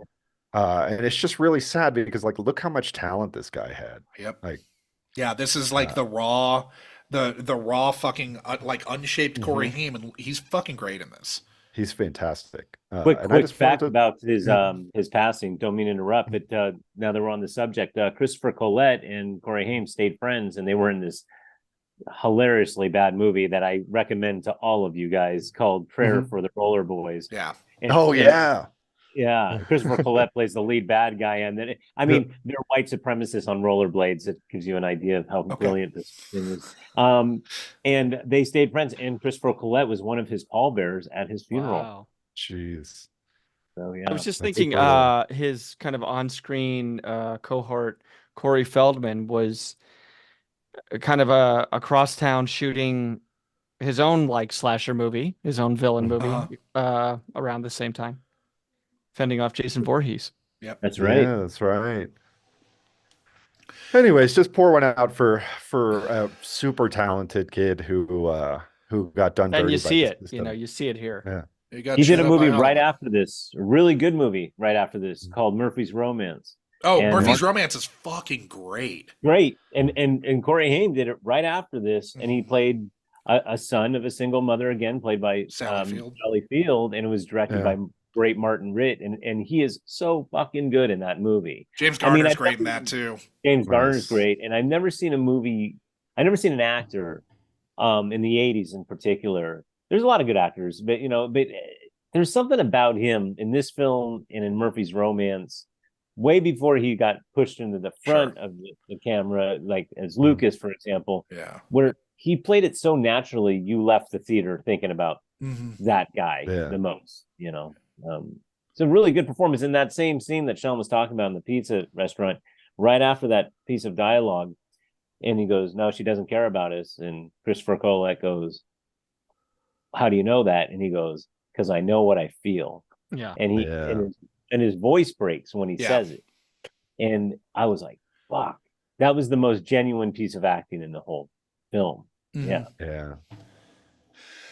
So this was directed, as we mentioned, by Englishman and BAFTA-winning director Michael Apted. Apted is probably best known for what he started working on, the Up series, which began back in 1964. It started with 14 7-year-olds in England and was conceived to explore the thesis that the class system was still very much in place in the UK. He directed all but the first part, which was directed by Paul Almond. He was a researcher and assistant to the director on the first one. But it's happened every 7 years. They've come back to all of the original 7-year-olds or the original 14. And so it started at a 7 Up, and then 63 Up aired on ITV in 2019. So it was still going. Apted died in 2021. Died, right? He died in 2021, January 21. got it. He actually died on January 7th of 2021. So I'm not sure that January 6th didn't kill him. Is anybody going to pick up the torch for 70 Up? I don't know. We'll see. After 7 Up, he started directing TV and slowly made the transition over to feature directing through the 70s, eventually breaking into Hollywood with the 1979 feature Agatha, about when Agatha Christie disappeared. With Dustin Hoffman. Yeah, and one of the Redgraves. Yeah. Vanessa, I think. Vanessa Redgrave. Yeah, not a good movie. But his next movie after that was 7-time Oscar nominee and won 1 Oscar for Sissy Spacek, Coal Miner's Daughter, based on Loretta Lynn's life. He also directed Gorillas in the Mist, Incident at Oglala, which is great, another documentary. Thunderheart, Nell, The World Is Not Enough, Enough, and the 3rd Chronicles of Narnia film. I didn't even know there were more than one. He was also a director for hire, basically. Yeah, big time. He was also DGA president from 2003 to 2009, which is weird. Wow. Yeah. That's weird. This was filmed at Kaufman Astoria Studios in New York City and on location in New Jersey and New York, shooting from mid-April to mid-June of 1984, so about 2 months of shooting. Sarah Jessica Parker and Robert Downey Jr. met on set and eventually got together and dated until 1991. When did she and Broderick get together?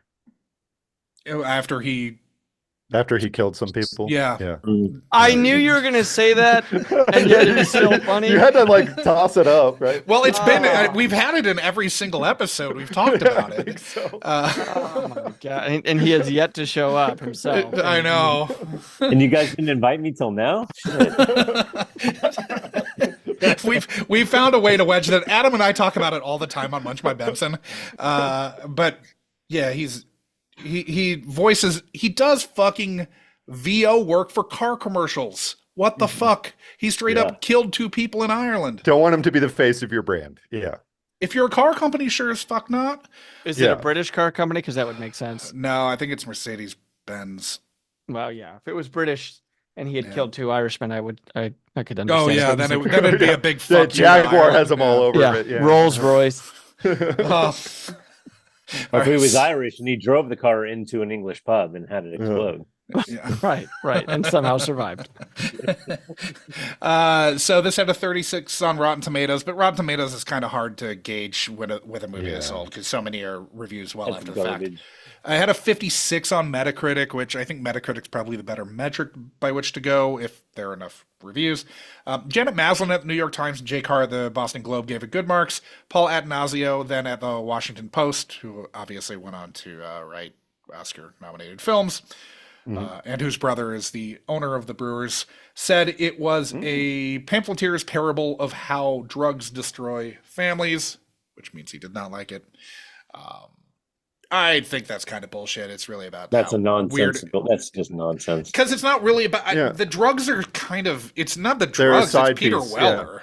It's exactly. This is a parable about how Peter Weller ruins families. He probably had ruined a few by that point. So, for sure. So is it just say no to Peter Weller? Yes, just say no to Peter Weller. This is your brain. This is your brain on Peter Weller. I learned it from watching you, Peter Weller. Hey kids, listen up. This is Mr. T. I want you to stay away from Peter Weller. Well, he ruined the family and Shoot the Moon before this film. Sure, I urge you to watch it. He ruined the shit out of that family. I fully intend to watch it. This made $6.25 million at the box office, which translates to about $18 million now. It finished just behind Buckaroo Banzai, another Peter Weller movie. This was against an $8 million budget, which is about $23 million now. So in 1984 dollars, it lost 1.75 mil. It probably made the money back in home video money. It probably got back to even at least. So I guess we'll start with picking up the scraps. Is there anything that we've missed that anyone wants to talk about?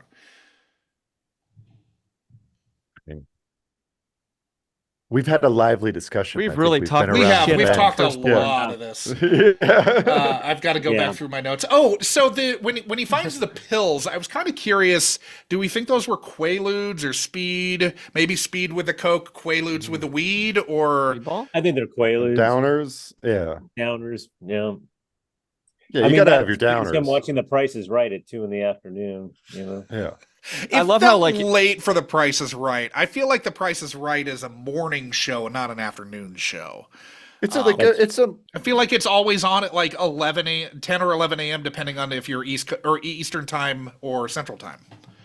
Where is it on? When is it? Like West Coast. Oh yeah. West Coast would be back to a East same Coast, Eastern. It would be 11 a.m. Yeah. Shout out to the metal bar and the sliding door method of locking your house. Oh yeah, a big part of my. But you always forget the basement. Same. Man. Yeah. Always forget the basement. That's where all the riffraff comes in. I want to know what happened to the actor who was in the house. Who's like, "Who are you? How did you get in?" I want to. I love that guy. Love that guy. Who's wearing sunglasses in the middle of the night while he has a bathrobe on? If there was a Maniac too, he should take Richmond alcohol. That's all I'm saying. I did have a. Okay. He says that he played minor league ball. Mm-hmm. Oh yeah, Josh. I'm shocked that you pissed about the verisimilitude. I mean, I assumed you would look into this. Okay. It seems Sam Malone. Yeah. Well, he said he played minor league ball in the Phillies organization in Nebraska.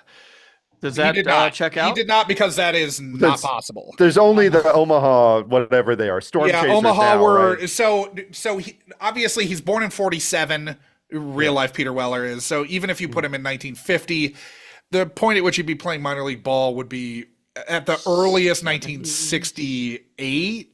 65, or 65 to 68. That could be the earliest point at which he could be.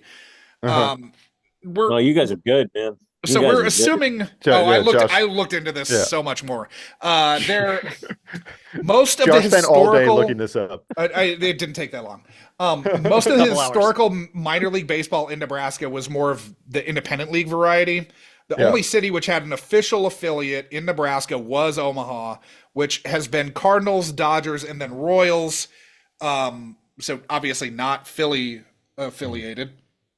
There were also Western League teams in Hastings and Lincoln before the fucking American League and National League merged and played the World Series in 1903. So if you go back to the 18 fucking 80s and 90s, there were teams in Hastings and Lincoln, Nebraska, in an arguable professional league, but there were no affiliated teams in Nebraska other than in Omaha. I am which was learning never so Phillies much. affiliated. So Moving now this we forward. know the real reason why Jake didn't trust him. Yeah, Yeah. because he He knows was- he minor was full of league shit. ball. Uh-huh. Jake knew Did you look Jake up where the Phillies knew affiliate was in the whole time. They were out east. There were mid-late no 60s? Yeah. There were none. Nebraska's not There- a state where where you have actual. That's what Jake was thinking right that moment. Because it's Yeah, like you, major Wolf. league teams didn't fly in 1965. That's how he knows he's a bullshitter. You know? Yeah, much Imagine less getting a minor call league up to the teams. show and being like, "All right, it's a 4-day bus ride," but Seriously.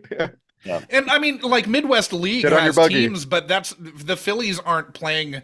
Phillies aren't putting teams in the Midwest League, and Midwest League doesn't have any teams in Nebraska. It never So has. there's probably a cut scene where Jake goes to the library and looks at some baseball almanac and Yeah. He's his like- fingers scroll down and Reading is Wait not a in minute. Nebraska. Shit. No, you a cokehead. Drew. I'm gonna have to Fine. fucking put that in the show notes for fucking source material now. I closed the window. I'm gonna have to find it. Oh, again. no. Because it's not Sports Cube. Baseball Cube doesn't have it back far enough. But Doesn't Reference have that stuff? no, not Baseball Reference doesn't have historical affiliate information. That's all Baseball Cube. That's too bad. Well, Trust me, one I last- have to look this shit up all the time. That's insane. That's insane. I'm flabbergasted by all of that.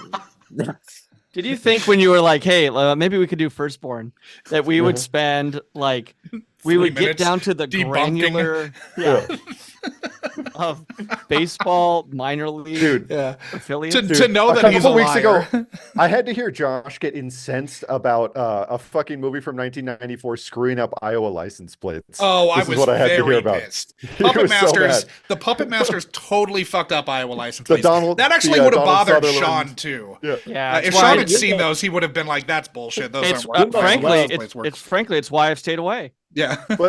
But yeah, this guy watches Midnight Run and has no problem with there being fucking mountains in Amarillo, Texas. Which No, I mean, there's not a mountain within a day's I drive of notice. there. I know that it's obviously not Amarillo, but it's not. That's not art department. That's like, what the fuck are we gonna do? We're shooting in Amarillo. Like, Yeah, that doesn't bother So me the as thing much. That's not a problem. It's art So the thing department. that pisses you off about Cobra the most is there's a chase scene from downtown LA to Marina Del Rey in 5 seconds. yes. basically. Oh, That's I have the that only big. thing. I have a Everything big else is problem cool. with Arnold Schwarzenegger in Jingle All the Way pushing his broken down car from Nicollet Island to downtown. He was St. Mr. Paul. Universe, dude. He can do Dude, that. he's not pushing his car 14 miles. I'm sorry. Have That's you just seen not... his abs? Have you seen them? That's quads. I think that's quads. I think that's the thing that pissed me off the least about Shingle All the Way. I'm gonna admit. I did get pissed in Untamed Heart when they're chasing him in the wrong, or they're chasing her off in one direction, and then they're like, "Oh, now we're in fucking northeast." Like, Yeah. Yeah, You, if you you can't watch Purple Rain anymore because all the streets are. he drives the backwards, wrong right? way, leaving fucking First Ave. so It's a one way. Disclaimer: if you are looking for a continuity expert in shooting a film in the Twin Cities area, look no further than By the our way- co-host here, Josh Dugan. Josh is the one who actually made LA Plays itself, by the way. I Oh wish. wow, I wish. love that, Josh. You did wow. Yeah. You haven't told us that. That's an I ace will. card. I do want to give credit to Bosch, which is almost always geographically specifically correct. That show is like very spot on with like, oh no, this is how, like, it's not playing LA like 24 would. Whatever. Big digression. Or the Rockford Files. Yeah. So what For me, was each and this is person's... my last word on sure, it. sure. I got some good dating advice from this film. I am single. Okay. And I am 50. So, I'm going to meet a single mom probably. Mhm. I am not going to complain about my job. Sure, when I don't meet do that. The 15-year-old. It's number one. Are you going to suck her into your bizarre scheme to not make that much money, but use her money as collateral for that scheme? Oh, totally. Okay, Yeah. cool. As long you as have you bring a to. pinball machine in. So you learned that from this also. Keep my coat in a better place. Uh-huh. And more importantly, oh man, I had another one. Oh yeah, don't pass out on the couch. It doesn't matter how fucked up you are. Just try to get to the bedroom, It's just It's shitty not that thing hard. when your proposed stepson brings his cool friends by and you're just like eating a frozen pizza off your chest and watching Price is Right. Yeah. There's I'll be not a watching my much sadder Blu-rays scene. of the Twilight Zone, but that's cool. I'll be like, you guys like the Twilight Zone? Come on in. There's plenty of room. I got that shit tattooed on my arm. You see what I'm saying? Is that Vic Morrow? No, that is Rod Serling. Oh, okay. Oh, okay. nice. It'd be weird to have a Vic Morrow tattoo, but I don't want Vic Morrow on my arm. He just got an Excalibur the tat. helicopter above him, or yeah, right. You just got your Excalibur tat, right? I did. I was on the slab for 5 hours last night. It looks very detailed per social media.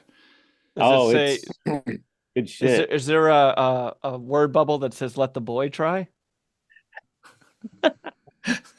You can't see it on there, can you? No. Hold it closer. I think it's actually go closer. Yeah, if you go closer to the camera, maybe. Still nothing. No, that won't work at all, man. Oh, actually, do you care if I pull it up? Pull it up. I can go to shit. I gotta open a different browser window where I'm logged in. 5 hours, and that's one reason I might not be sounding completely clear tonight. I felt like I lost some brain cells last night. Yeah. It was a rough ride, but Well, Josh is pulling that up. Should we go around the corner and talk about our or around the room and talk about our gripes with the film? Let's do one gripe per person since we've run Okay. somewhat long, but one major gripe. Yeah. We can start with Chad if you've got one ready. Yeah. Oh, the easy one, the end, the third act. That's just shit, garbage. It shouldn't have been in there. That's my gripe. I'll second that. I think the Hallmark Channel score takes so much power away from the movie. Yeah. I love the soundtrack. The score can suck it. What do you say to Sam? Go chew a nasty dick. Eat my shit. What did he say? Eat my shit. No, it's not that. Shit dick. It is not that. Do you care if I show your Instagram picture? It's going to have everything. Go ahead. Okay. Go show me with all those single moms.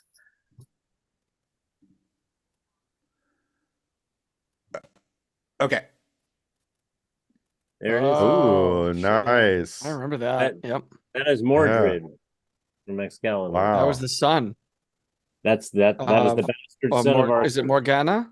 Morgana. Wow. Yeah. Morgana's son. Yeah. Check out those armored nips, man. Fucking A, man. I said make sure Batman and Robin ripped that off. Yeah. That was I guess. Those nips are on my leg now. Nice. I mean, those are some sweet nips to have on your leg. Not to be messed with, Mordred. No. Scared the fuck out of me when I was a kid. Still scares the fuck out of me. So Sean, do you have your major gripe? Is it I already mentioned it. I mean, just real quick though, like I'm pretty happy with this movie. Like my gripes are certainly outweighed by the positives of this thing. Yeah. Like exactly. I mean, I think that it's like a pleasure for the first 2/3 of the movie, and then it's just so kind of it jumps the shark so hard that it's kind of fun as it ends up. Anyways. At least it's something's happening. I kind of appreciate just like, fuck it. We're just gonna it's just this other thing now. I can kind of appreciate that. Like it is jarring, but I think there's still some fun to be had with how insane the end is. It's like it's the real shitty friend of yours that loses at a board game and flips the table. Like that's Weller. Mm-hmm. Just fuck it. As soon as he But takes I his also belt thought off. to myself, and maybe you guys could think this to yourself, how else would they going to end this? Honestly, Yeah, Even that's with well. studio interference. I mean, are they going to make this a Sure. lifetime? I mean, are they I gonna would have have a I would have long liked the Peter? brothers working in cahoots to somehow, Should we get to how we fix the movie Yeah, then? yeah, let's do that. Because I think all of our major gripe is just how incongruent the ending is compared to the first, hour and 10 minutes. So I got a how hot would we take. fix this? I take the Adam, cocaine shoot. out.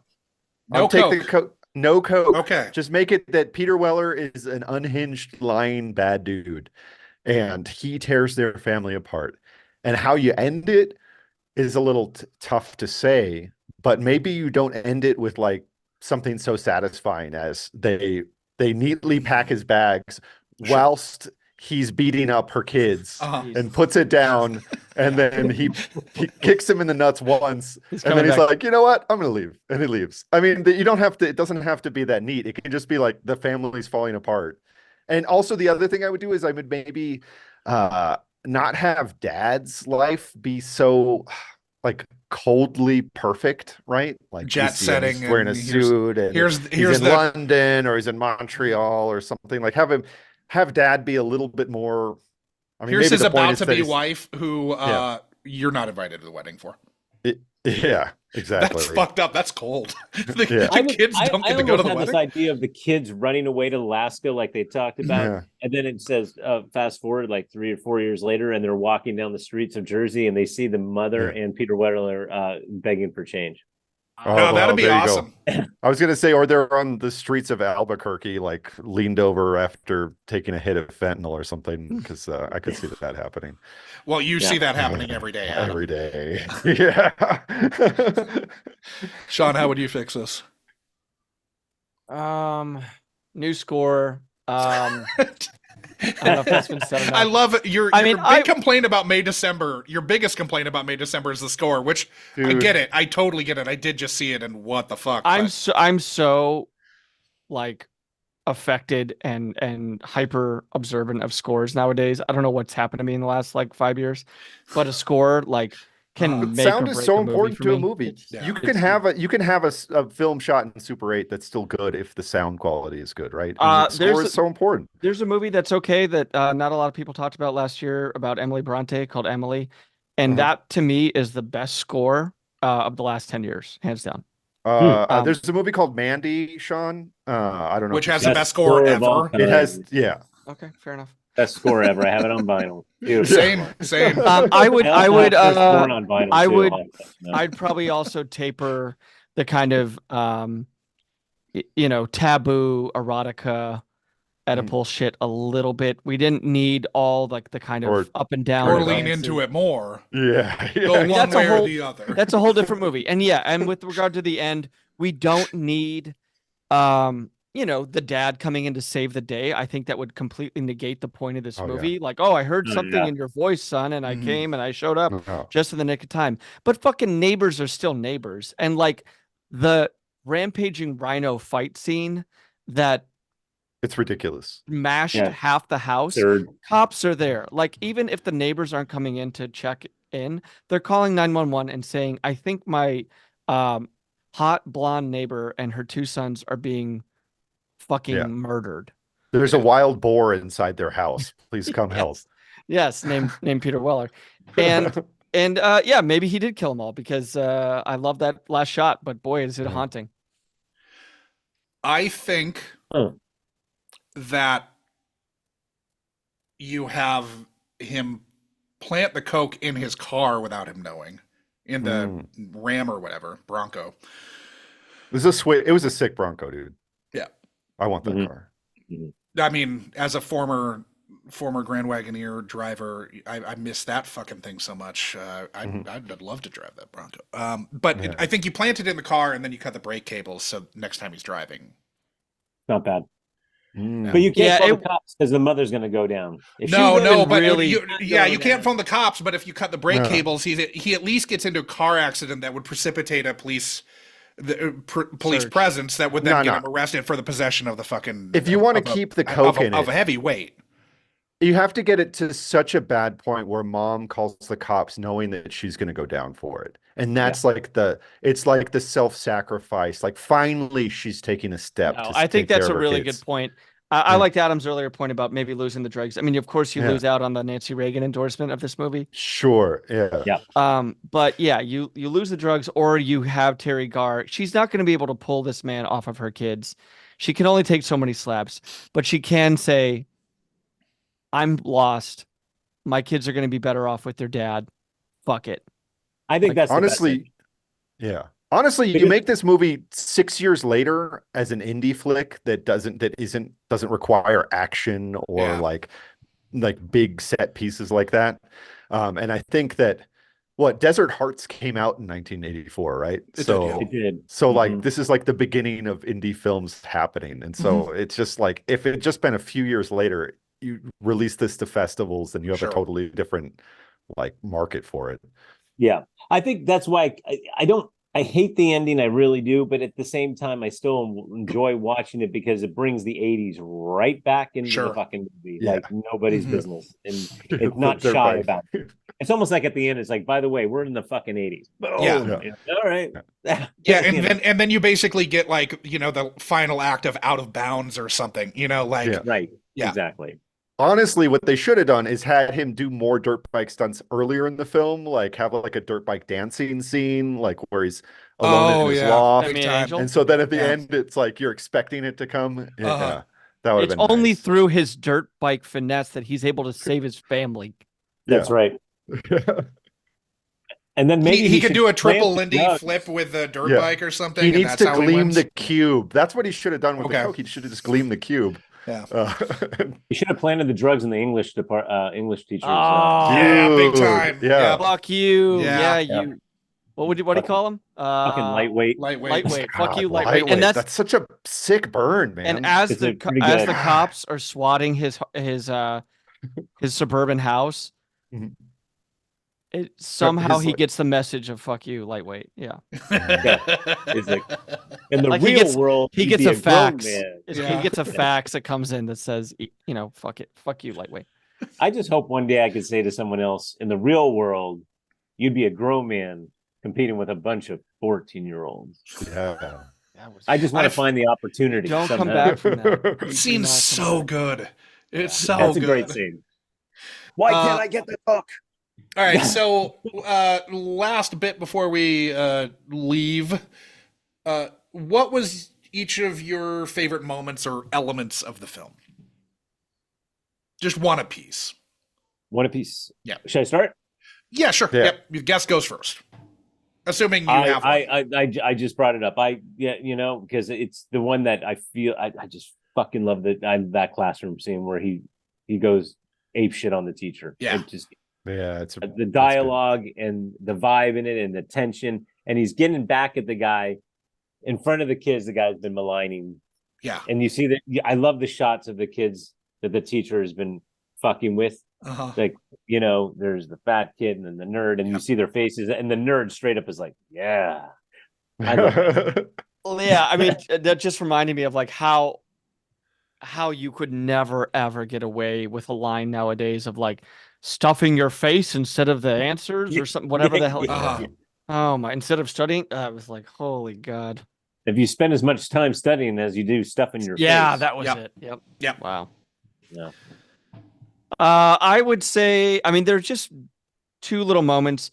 Kid actors are so hard and they can fucking ruin your movie. And Apted just crushed it. He got two really fucking good kid actors.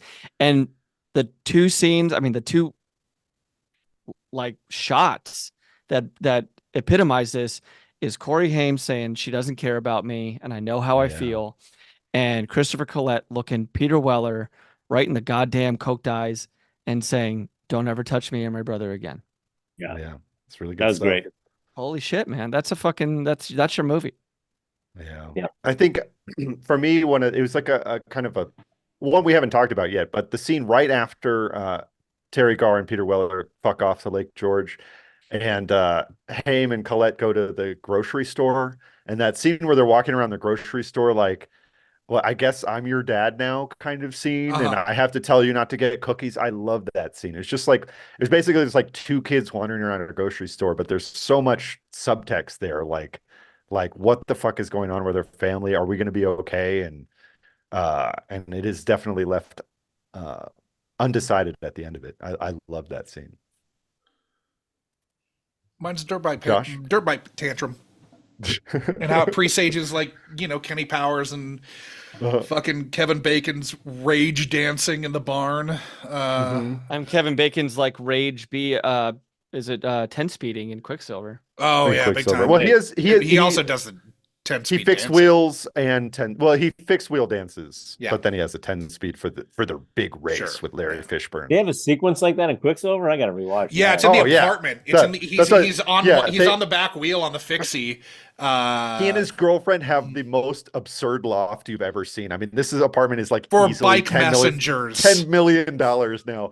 But yeah, it's this massive loft, and he's just like bike dancing around the whole thing while his girlfriend, who's a ballet dancer, ballet dances. One of these Oh my days, we're pretty- going to do that movie. Dude, it's a pretty hot scene. Honestly. They were giving I'm not gonna away lie. Yeah, watch that exposed shit brick tonight. lofts in New York for free back then. They must have. That was it New York or was it San Yeah, it's Francisco? New York, I think. That was it New York. was, yeah, but there's some steep hills, I guess. Yeah, but whatever. There are some. Yeah. Yeah, it's a good one. Cool guys. Well, before we Yeah. say goodbye to the listeners at home, where can listeners find you, Chad? You can find me. I don't have a website or any of that, but you can find my articles, which I write about 3 a month. Usually I just did a review for the Iron Claw, and Nice. that's my latest. I'm writing right now about a new movie called ISS that's coming out next week. So you can find my articles on laweekly.com or villagevoice.com. Nice. And that's where I'm at. Do you have a And thank you, letterbox guys. that you want to publicly put out there? I told you guys I'm bad at technology, man. I'm behind the times. Just making sure you didn't have a letterboxed. You're better No, off that no, way. I've got an Instagram, and Yeah. you can here. Let me give Are you my public on Instagram? Yep. You Okay. can find my articles there. Yep. And my Insta is Shutterino. CHUDDERINO, and all my articles are there. Mhm. And please come check it out.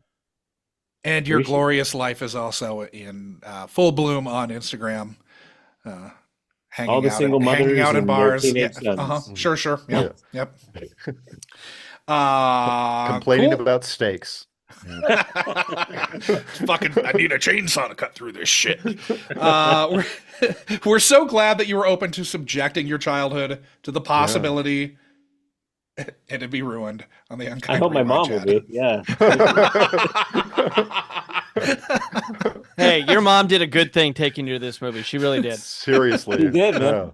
Yeah. She did a That good was a- thing for herself. She was protecting herself after this movie. I'll tell you that Yeah. much. She was like, That I'm was a never pro- that was a partying pro again. move. Pro move. Yeah. I'm like, Still turn down that defeated. Eagles next time. Jesus Christ, Yeah. waking me up. All right. Well, gentlemen, thank you so much. First of all, thank Thanks, you guys. Chad. Yeah, thanks so much, Yeah, Chad. thanks. This was a ton of fun. Fun movie. So much fun, and you are a treasure trove of information, gentlemen. Wow, I have never seen this movie squeezed for so much. We only ran like 30 minutes longer than the fucking movie's runtime. Exactly. And we mostly stayed on point. Uh-huh. Sort of. Yeah. But yeah. It was still almost all germane to the movie. This will be our first two-parter. If Peter Weller was here, he would just be taking us apart right now. He would just be Dude. like, "You little fucks, Yeah. you got it all He'd wrong." throw us all against the wall. Yeah. I think I can take him right now. He's pretty old. Boy. He's I pretty don't know. old. He's I born in frail looking. 1947. I think I got him. I think I can take him, guys. I don't know, dude. I've seen the eyes. He's crazy, man. He is crazy, for sure.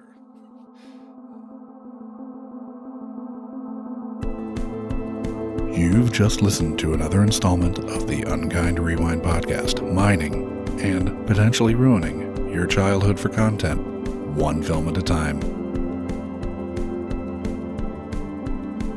Unkind Rewind is a Munchcast production and can be ingested wherever you listen to podcasts and on the Unkind Rewind YouTube channel. Music for this and every other episode of Unkind Rewind was composed by Divorcée Suave. Rate and review Unkind Rewind on Apple Podcasts, Spotify, Goodpods, Yelp, IMDb, Consumer Reports, Google Reviews, and TripAdvisor. Links to all of our social media accounts are in our show notes, but you'll find us as at Unkind Rewind Pod on nearly every social media platform that makes sense. If you had a question, concern, complaint, or positive feedback, you can email the podcast at unkindrewindpod@gmail.com, or you can join the lively Muchcast Discord to discuss this or any other episode of the Unkind Rewind with like-minded people. This dialogue with the pod may just make it into the next week's ep, so chat away. The Unkind Rewind Patreon will be coming soon, so start squirreling that pocket change away. Thank you for listening to another Unkind Rewind.